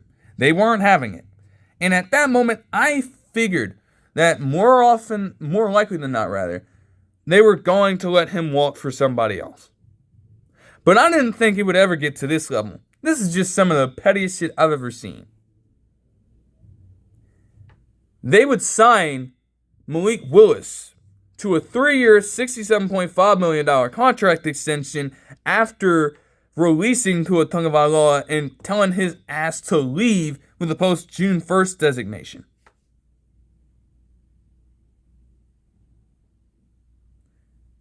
That is just insane to me.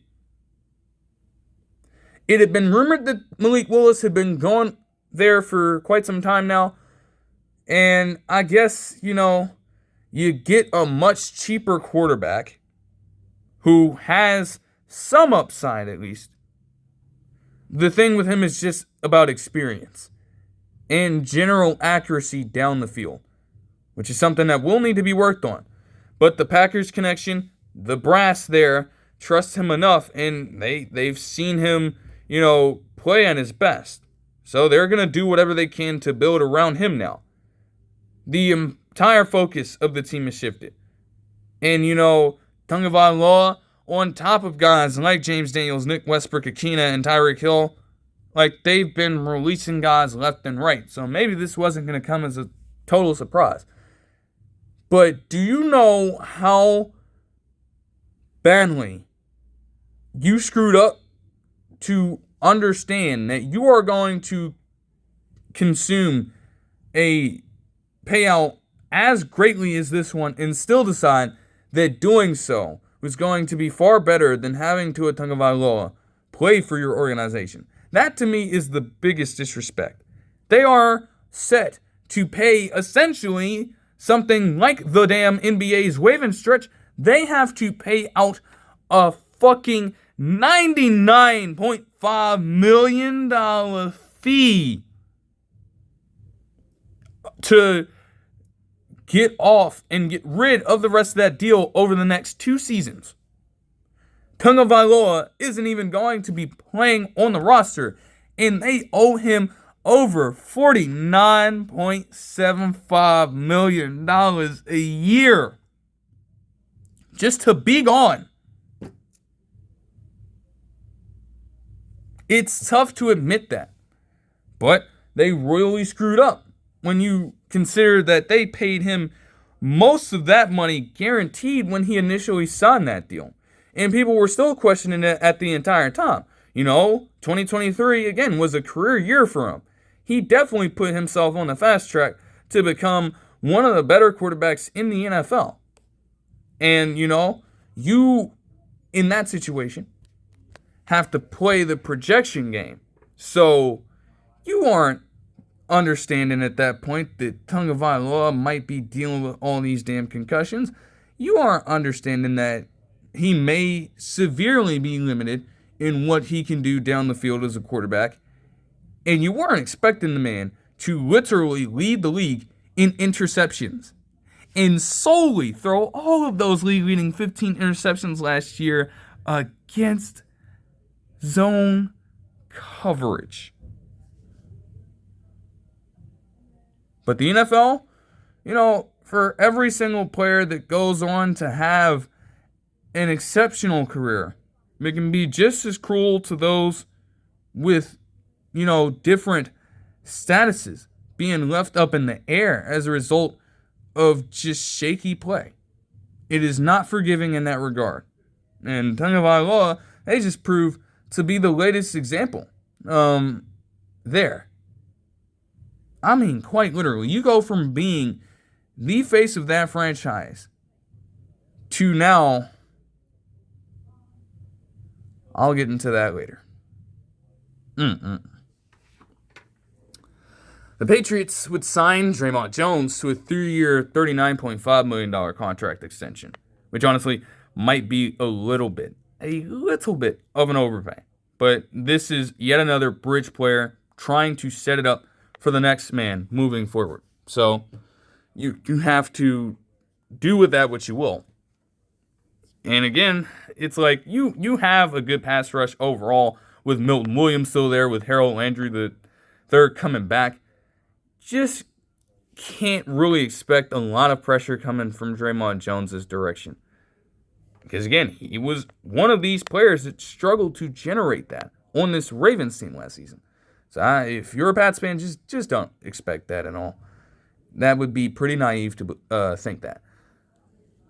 The Bucs would sign Alex Anzalone to a 2-year, $17 million contract, and would also sign Kenneth Gainwell to a 2-year, $14 million deal.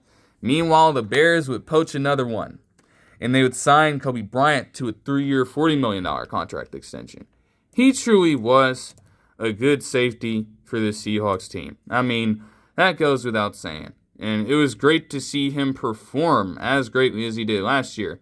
I mean, over the past couple of seasons, you could really see him emerging into an overall force. They switched him from a corner to a safety in 2024 instantly. He was just making plays all over the field with 3 interceptions, a pick six pass deflections, a forced fumble, and 73 tackles. And he stepped it up even further this season. Even more, with 4 interceptions and 7 pass deflections. Not to mention the timely plays that were being made on his end throughout the year contributed to some hard-fought Seahawks wins. And that kind of production, along with him getting that Super Bowl championship and contributing to it, will not be forgotten by a person like myself. But yet another situation where maybe he might have been asking for a good amount of money himself, and the Seahawks were just not willing to budge. The Bears, understanding that you are going to lose at least 1, 2, or 3 of those safeties in Brisker, Gardner-Johnson, or Byron III, you have to try to give yourself some security here. And at the very least, they get themselves a quality safety back who can, again, contribute to a little bit of everything, genuinely. Like, he will not miss a beat in this Bears defense. I don't doubt that for a second. For the Seahawks, for them, they are still somewhat fine at safety. I mean, you have Tyakana, you have Julian Love, and you have Nick Amon-Ware also being able to contribute in pretty much every single way, shape, and form, pretty much being what some people would regard the most important defensive piece for them last season, when he re-entered the lineup and came back healthy, ready to go after missing some of the first few games with injury. Truly an absolute dog. So, like, even if you lose out on Kobe Bryant, you still have some pretty good safeties back there. And if they want even more, you could poach Jaquan Brisker from them. You could get Emmanuel McNeil-Warren in the draft. You have options if you're the Seahawks. You have some options. The Saints would sign Ryan Wright, the punter, to a 4-year, $14 million deal with $8 million guaranteed. The Falcons would sign Jake Bailey to a 3-year, $9 million deal with $5 million guaranteed. The Jets would also sign Joseph Azai to a 3-year, $36 million contract extension. And I like it for him. Say what you want about the overall Bengals defense and his lack of production on that side, but going to the Jets, being able to work alongside Will McDonald IV now is something that can genuinely help him progress as a player. I don't know if the Jets, with making these kinds of moves for, shorter term but higher upside edge rushers now, they may still be considering getting an edge rusher out of the draft. They may not. They could shift to looking Sonny Styles' way if they continue to try to build this overall thing out, but we'll see. Like, he's trying to get there. He's been, going through a lot as a player, obviously. But he's trying to take that next step forward. He capped out at 5 sacks last season, which tied a career high. He had 9 TFLs, by far a career high, and he also had 2 forced fumbles in the season last year. So there's a chance for him to break out in this defense, or at the very least put up a very capable edge rushing attempt on his part, and be mostly healthy. It's something that he hasn't really struggled with all that much. He missed 3 games in each of 2023 and 2025, but he's been mostly durable outside of that, something that they may not have been able to say for Jermaine Johnson II. The Raiders would sign Tyler Linderbaum to a 3-year, $81 million contract extension with $60 million guaranteed, making it the richest center contract in NFL history, and well-deserved. And this is another part where it's like, hey, you wanted to back out of the deal because you thought it was going to cost too much money, and you end up losing Tyler Linderbaum anyways. If you had tried to resolve this stuff earlier, you would have been more than fine. You would have had to worry about Tyler Linderbaum leaving elsewhere. You wouldn't have had to. This is a perfect move for the Raiders. Like, this goes without saying. You finally get rid of whatever the hell had been going on with their center position over the past few years. Because, again, the nigga that was playing center for them last year had to go. I'm sorry. He had to. Just had to. There was no way you could keep him around at the starting position for another season. And then not to mention Jackson Powers-Johnson, the guard out of Oregon, was also handling center responsibilities in 2024, which didn't go so high. So now you can have a chance to kill two birds with one stone. You get a premier center at that position, and you also slot Jackson Powers-Johnson into a more suitable role on that interior offensive line. And just like that, bam, you're done. Now you have a rushing game. They said Ashton Jeanty smiled when he heard the news. Can you blame him? Can you blame him? At all? No. The Colts would trade Michael Pittman Jr. and a late-round pick to Pittsburgh in exchange for a late-round pick themselves, as they would then instantly sign him to a 3-year, $59 million contract extension. So they chose. They made their decision, and they let a very long-tenured Colt in Michael Pittman Jr. go. Not for nothing. It's not like they let him walk through free agency, but they decide to make Alec Pierce their focal point of their offense. If you're the Steelers, this is another slam dunk, no doubter style move. Absolute no doubter. Yes, you can say that he might have taken a slip back last season as they tried to figure out, honestly, the dynamic between him and Alec Pierce. Because, frankly, it got to a point where both of them were playing so fucking good that you couldn't even decide who to use on any particular set of plays. That's a good problem to have, but it can also be a situation where you're just in a really tough spot as a team, especially when we got to a point where Daniel Jones gets hurt, and now you don't really have the best quarterback behind center to ensure that both of them can get their fair share of touches. So it was kind of tough for them to figure that out. 784 yards and a career-high 7 touchdowns for Pittman Jr. last year don't tell the full story, though.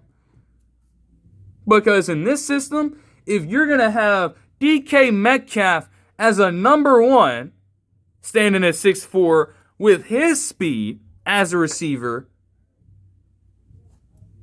you don't need to worry about that component with Michael Pittman Jr. And it's a plus that he's also 6'4", as a fucking number 2 who is going to be 29 years old in the regular season, who will not need much separation when he can literally go up and down the field and make some of the most contested catches you will ever see in your fucking life. Something that none of the fucking Steelers receivers outside of DK Metcalf could even pull off. Even when you get to Calvin Austin III, more of a slot guy, he can slide down now with Michael Pittman Jr. being on the outside alongside DK Metcalf. That is a lethal 1-2 punch. And it's not going to be like Michael Pittman Jr. is going to be a person that cares all that much about touches. He's not a diva-style wide receiver, regardless of what people may want to believe, especially with him being a part of that system. Bro, he is going to play within the flow of the offense, and when you need him to make a play, he's going to make a fucking play. That is perfect for the Steelers. They still have to figure out who's going to be throwing them the ball, but it doesn't matter. You have 2 bona fide weapons now to work with on a roster that had been devoid of wide receiver talent for so long. Like, outside of DK Metcalf and occasionally Calvin Austin III, it was fucking Marquez Valdes-Scantling. It was Adam Thielen. It was Roman Wilson. And you get an instant upgrade in trading for Michael Pittman Jr. Not only that, you don't even have to give up anything that valuable. A late round pick for a bona fide number 2 wide receiver that you have been longing for fucking years.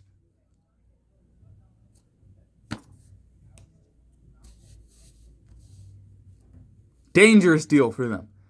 The Saints would sign Travis Etienne Jr. to a 4-year, $52 million deal. It was mentioned that with him being from Louisiana initially, having that native tie to his home, he also had family there, as was mentioned by him, and he simply couldn't pass up an opportunity to return home. And you know what? I respect that on his end. So you have that component of it, and it just so happens that Travis Etienne Jr. is a great running back in his own right. Just turned 27 years old, and through the first 4 years of his career, it's seen some highs and some lows. Last year was an exceptional high for him.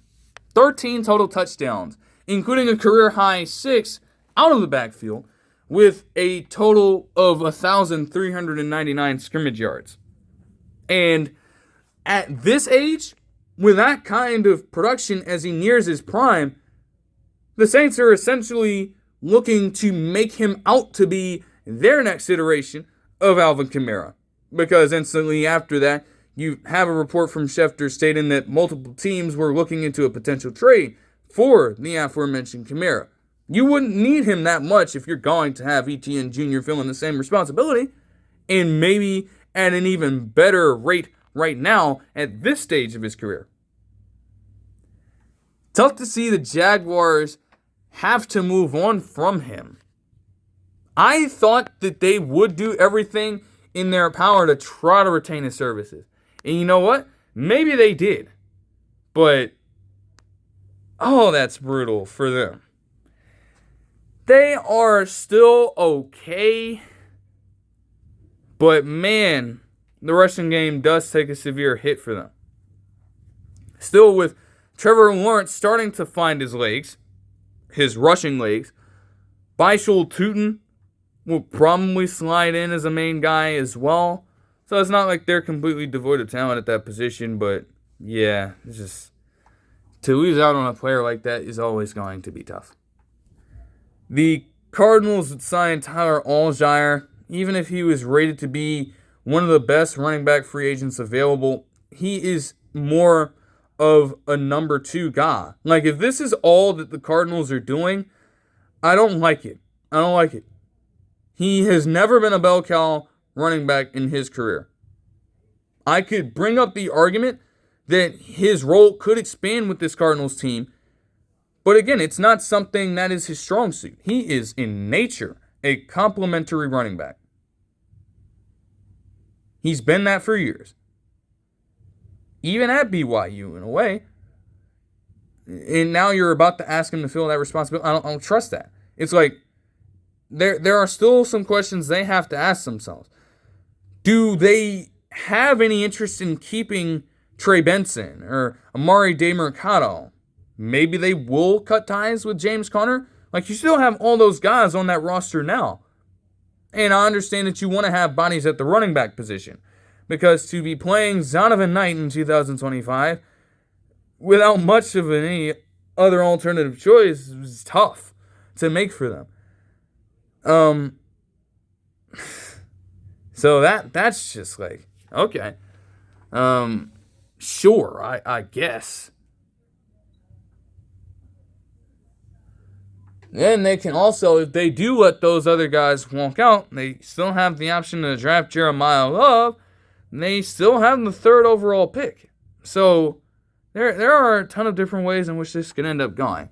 But if their only move is to come out of this with Allgeier, I don't really think that I'm a huge fan of that whatsoever. The Titans would sign Wan'Dale Robinson to a 4-year, $78 million deal with $38 million dollars guaranteed, and they would also sign Mitch Trubisky to a 2-year contract. My focus mainly is on Robinson, and I absolutely love this deal for him. It gives him an opportunity to expand his role. Honestly, with Malik Neighbors being out last season, we got a real chance to see what exactly he looked like as a player. And it all came together for him in a time where he never even reached more than fucking 700 receiving yards as a player.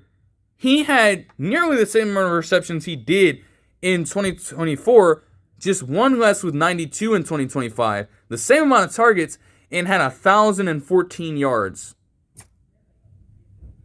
Now, when it comes to how the Titans are going to have to construct this, they will need a true number one caliber wide receiver, which they should have with Calvin Ridley coming back in theory and maybe Alec Eilmaner taking that responsibility.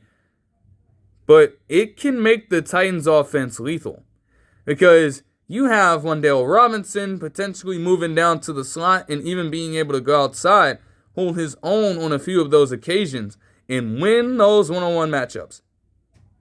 That is going to be absolutely tremendous. Someone also made a good point as well in the comment section as I was looking at the deal that, okay, he and Chimere Dike on the same team with the way that he was performing as a return specialist, with the speed that they possess as players, can also be something of great use in this offense. And Wan'Dale Robinson reconnects, in this case, with Brian Dable. So, hey, they're going to find ways. Believe me, they will find ways how to utilize him and put him in the best possible position to succeed. The Falcons would sign Jahan Dotson to a 2-year, $15 million deal with $10 million guaranteed, and it can also be worth up to $17 million. Direct replacement for Darnell Mooney, and with them also losing Kadero Hodge as well, it just gives them a person that could eventually push back into a specialist role as a return man if need be. The Jets would re-sign Demario Davis to a 2-year, $22 million deal, bringing the long-tenured Jet back to Gang Green. The Commanders would sign Amik Robertson to a 2-year, $16 million contract extension with $9.3 million guaranteed, which I don't totally understand. I'm not totally a fan of this. This is not a move that really swings the pendulum at all. Amik Robertson is at best okay as a corner. He's not that good. Genuinely. I fail to see what Washington believes that they're getting out of this. I couldn't tell you. I don't understand this. Still, it doesn't make any sense. And you're still looking for other corners outside of Mike Sanderstel to contribute to this team. Like, that's the guy that you're looking for? A man who, even with DJ Reed Jr. having his own spurts of dealing with that, it was Amik Robertson time and again getting targeted in clutch time moments and losing most of these battles against these wide receivers. And that's the guy you're trusting in Washington right now. Okay. The Saints would sign former Bills left guard David Edwards to a 4-year, $61 million deal. Crazy move to make here. But it instantly bolsters a portion of their interior offensive line. The Raiders would sign Jalen Naylor to a 3-year, $35 million deal with $23 million guaranteed. He is a man that has consistently performed well, even alongside Jordan Addison and Justin Jefferson, with them taking up majority of the reps. He's played well in that role, and, he'll probably fill the same void in this Raiders offense.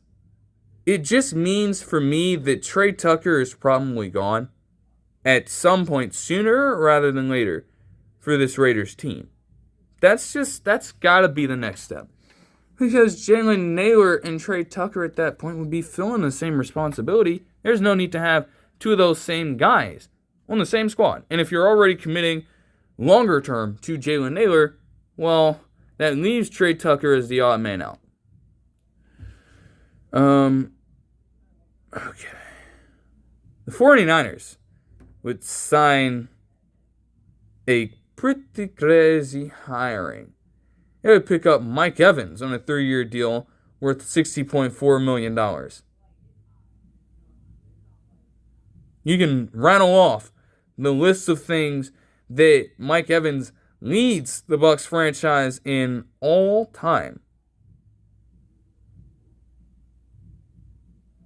Like, his reputation goes without saying as a player, as a competitor, and as a person on and off the field. I would definitely imagine it was heartbreaking for any Bucs fan to sit back and hear that one of their favorite players, man, literally drafted, to one of the worst situations genuinely with the Bucs at that time. He grinded with that team through year after year after year, even in some of their worst seasons, even in the fucking 30 touchdown, 30 interception season. Stuck it through the entire time. Was consistent as any wide receiver had been through their first 10 plus years in the league. And through it all, did get himself a Super Bowl ring with Tom Brady in 2021. Now, with that being said, there were moments last season with as much loyalty as Mike Evans would typically show where it was tested.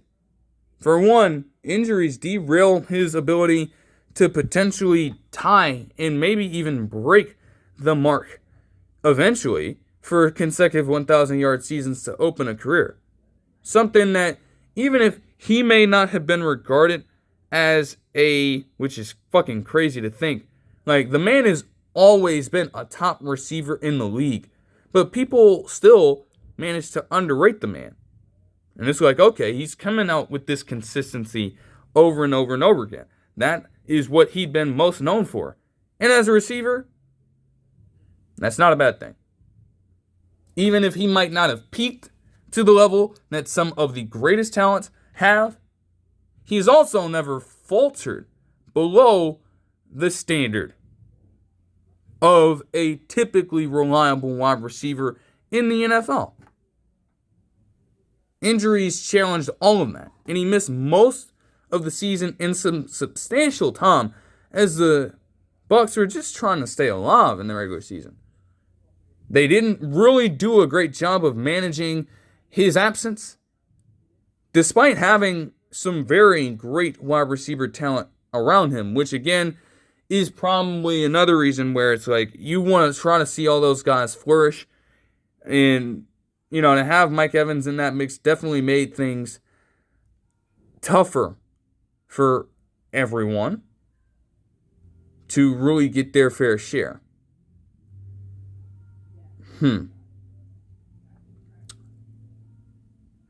Then we get him to return, and you still have the Bucs just going through devastating loss and devastating loss. He's losing his shit as he's walking back towards the locker room, not in frustration at anyone on the team in particular, but they want to fucking win games.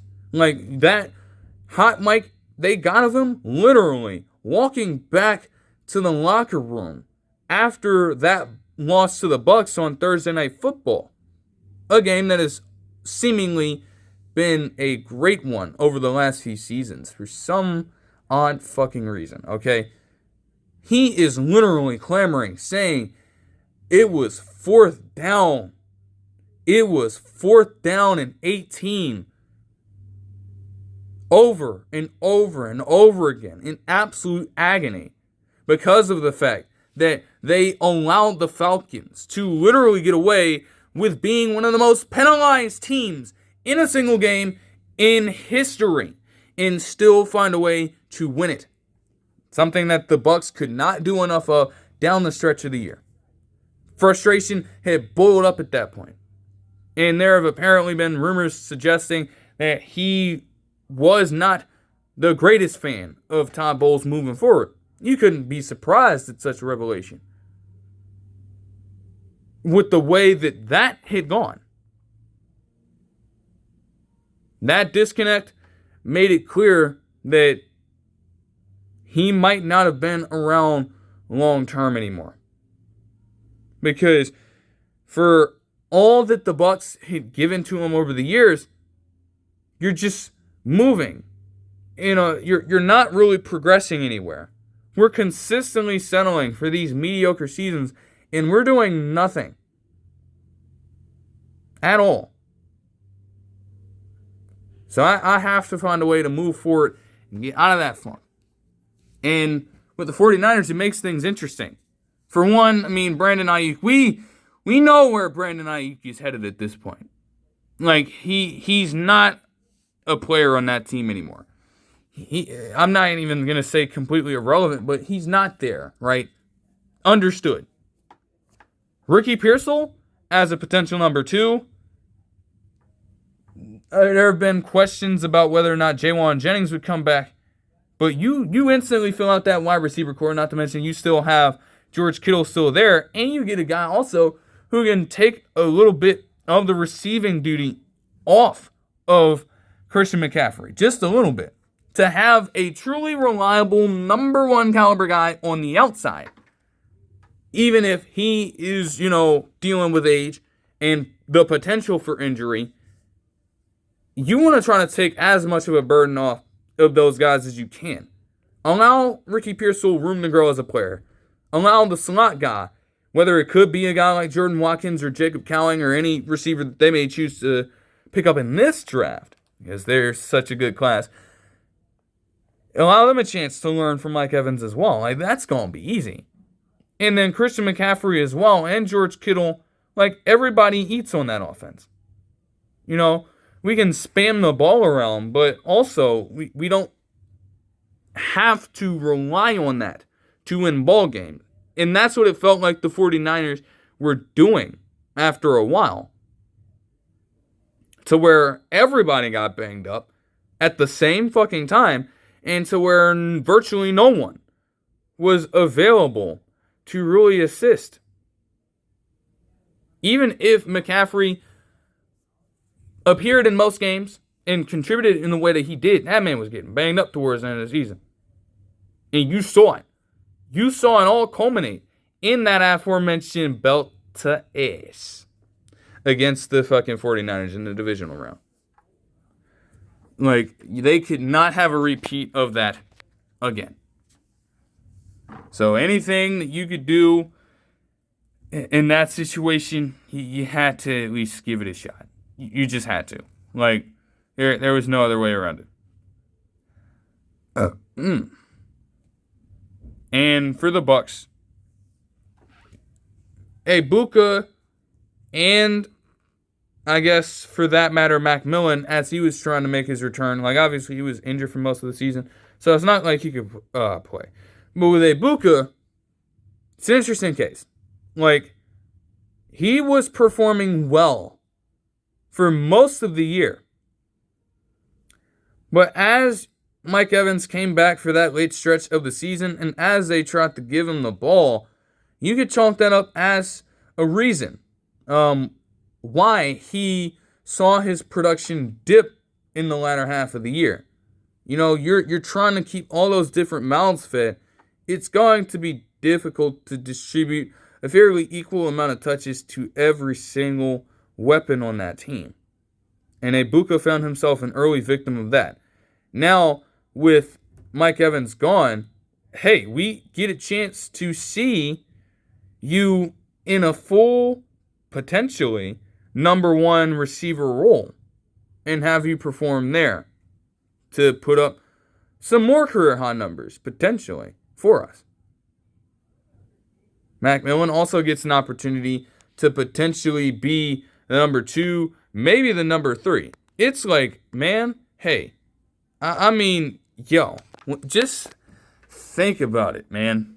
As I've been saying for the longest time, even while Mike Evans was there, getting guys like that in the wide receiver core sets them up for a very bright future at that position.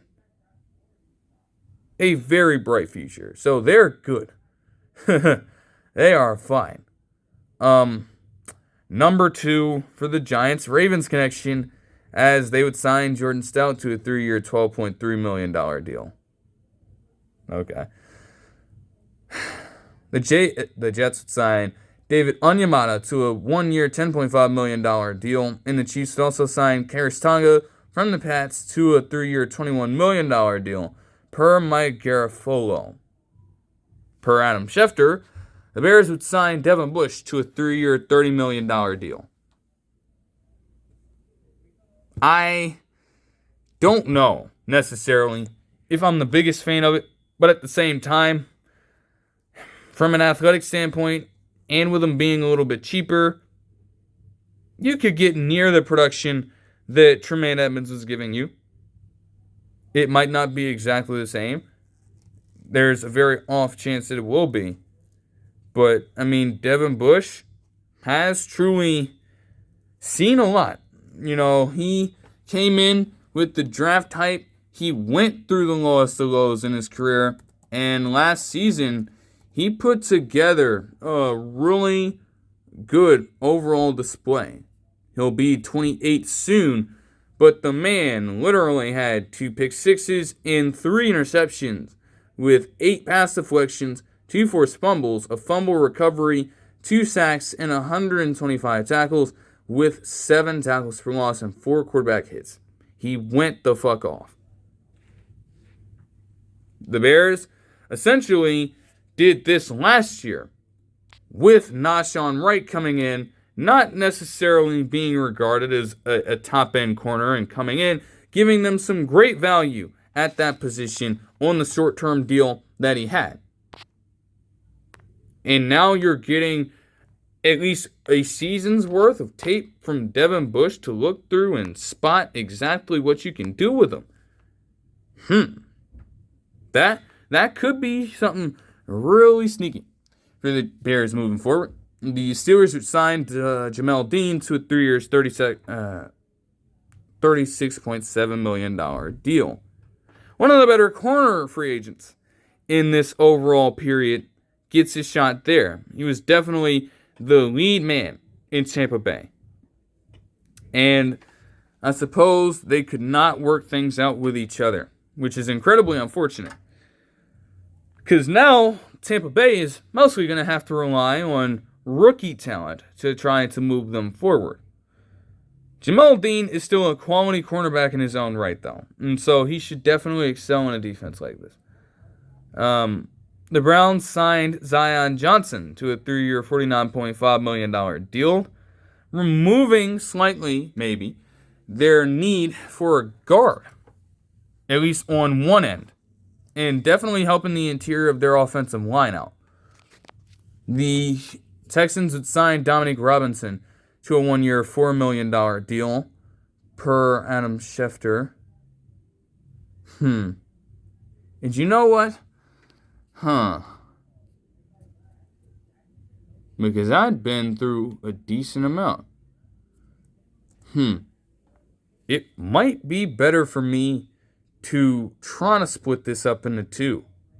I'm going to try to see about doing it in that way. So this particular portion was wave 1 in the first part, or at least a good amount of wave 2. So I will pick it up in the next recording. The next video that you see will be covering wave 2, the rest of it, and also wave 3 between some of the moves yesterday, and that could still be happening today. Because I want to make sure that I try to get these both out at a reasonable point, and that was the struggle in trying to figure out how to go about this. Because it's like, man, you have all those moves, a lot of moves to get through. And I think I tried to give as many their fair share as I could. Just, I gotta make sure that I keep everything as timely as possible. Try to, at least. Because there are still a good amount of moves to get into here. But for this recording, that'll do it. I will see you guys literally in the next one. Peace.